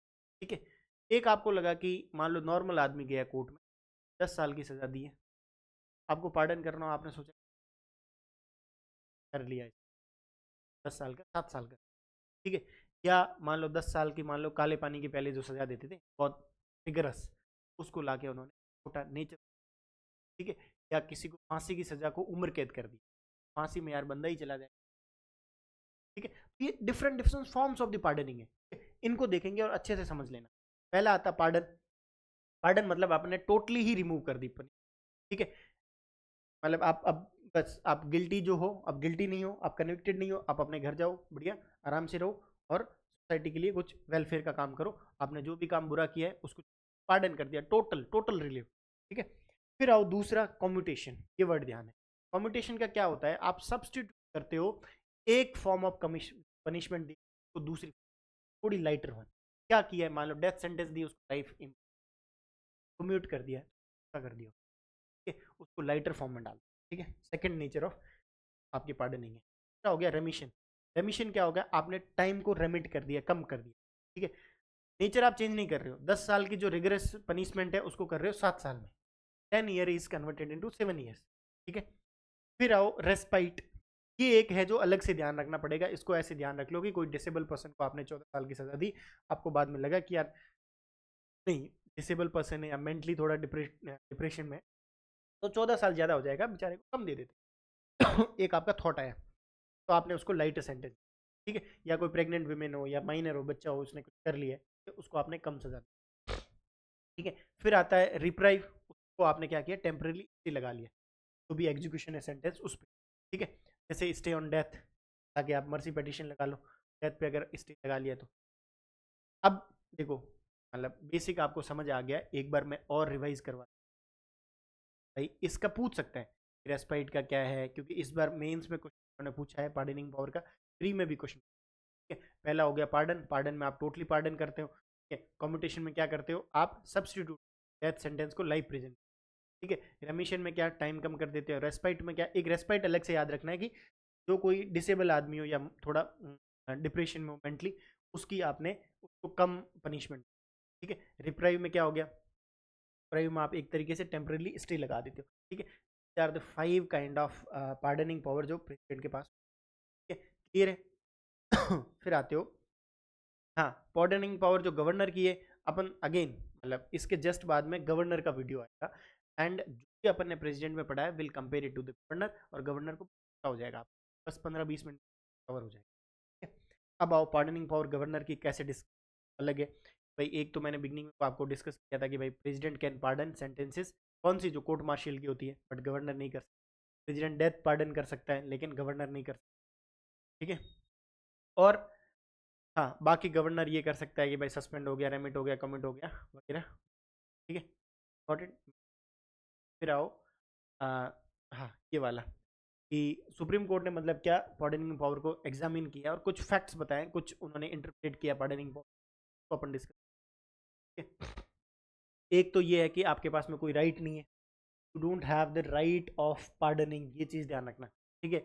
और प्रेसिडेंट जो भी एविडेंसेस है वो फ्रेशली एग्जामिन कर सकता है और डिफरेंट पर्सपेक्टिव और व्यूज ले सकता है रिगार्डिंग दैट डेथ, ठीक है। और जो पावर है वो ये यूनियन कैबिनेट के एडवाइस पे होगी, खुद के एडवाइस पे नहीं होगी, ठीक है?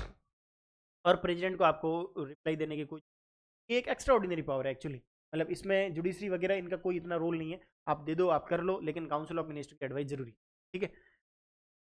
फिर आओ, हाँ, एक तरीके से आपने अफोर्ड कर दिया, ठीक है। सुप्रीम कोर्ट कोई ऐसा, मतलब सुप्रीम कोर्ट नहीं बोला है कि यार हम गाइडलाइन नहीं देंगे बार बार, अगर सही लग रहा है कि हाँ इस बच्चे या इस आदमी को या इस बुढ़े को थोड़ी कम पावर दे करना है, उसको पार्डनिंग करना है, पार्डन देनी है, तो आप दे दो अपने एंड से, ठीक है। हाँ, जुडिशियल रिव्यू से ये सब्जेक्ट नहीं है, उन्होंने बोला है भाई, सुप्रीम कोर्ट ने क्या बोला है कि हर बार हम जुडिशियली उसको रिव्यू नहीं करेंगे, एक्सेप्ट अगर हमें लगा कि हाँ जो भी आपने पार्डनिंग पावर दी है वो आर्बिट्रेरी है, इरेशनल है, मेलाफाइड है और डिस्क्रिमिनेट, सब कुछ अगर इशू लगा ना, तभी हम इंटरफेयर करेंगे, अदरवाइज। फिर आओ, आ, हाँ, ये ब्रॉडली आपको ध्यान, पार्डनिंग पावर,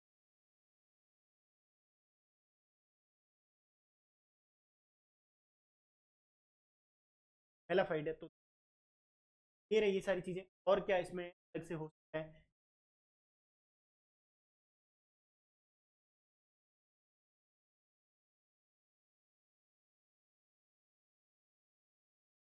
और अगेन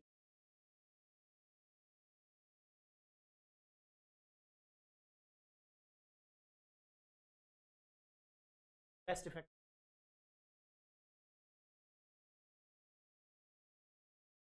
फिर आओ, हाँ, 42nd अमेंडमेंट ये हुई थी क्या? सेकंड अमेंडमेंट क्या हुआ था? ने बोला president is bound by the advice of, मान लो काउंसिल ऑफ मिनिस्टर कि आप रूल लगा कि आप बाउंड हो। लेकिन अब वही होता है ना, एक जब थी नारायण,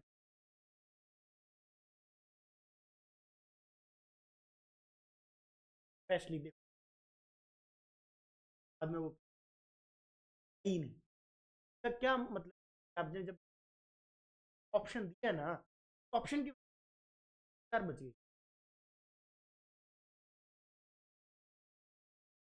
44th अमेंडमेंट क्या हुआ इन्होंने, आप फर्स्ट टाइम जब आपके पास में बिल आ गया, आप एक बार रिकंसिडरेशन दे दो। लेकिन रिकंसिडर होके वापस डिमांड आई है ना, मान लो मैंने बोला है कि भाई और दोबारा वापस काउंट है, तो फिर मेरे को आई हैव टू डू। फिर एक लास्ट जो टॉपिक है, डिस्क्रिप्शन पावर नहीं होती,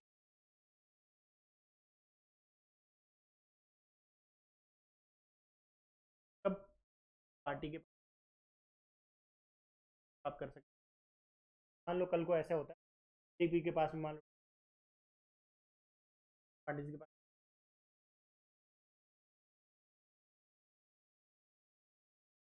ये हो गया, ठीक है, काउंसिल ऑफ मिनिस्टर आप डिसमिस, ठीक है, और लोकसभा को आप डिसमिस कॉल कर सकते हैं। अब देखो, पर अगेन मैं साथ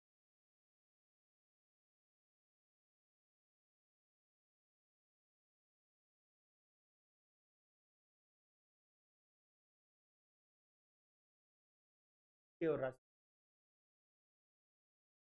करती है, क्योंकि आपका एमपी वोट है, ठीक है, बाद में आप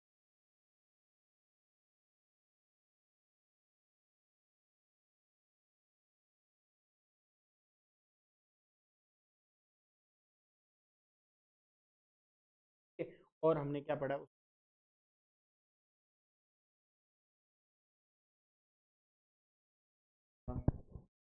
में पढ़ा था कि भाई छोटी चाहिए, ऑल दैट पार्डनिंग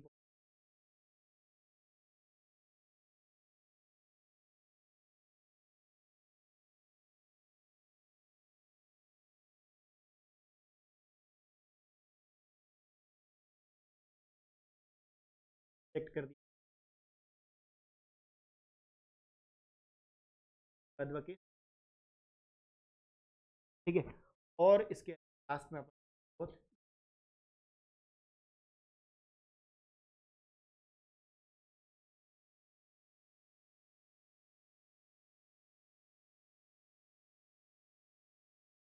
ज़्यादा गवर्नर में पढ़ लिया ना, तो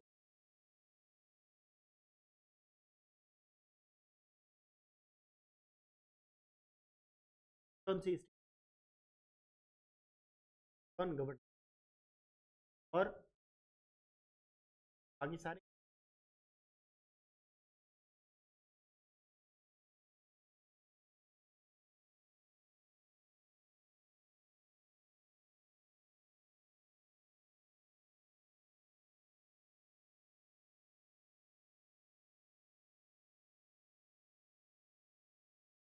ऑडिट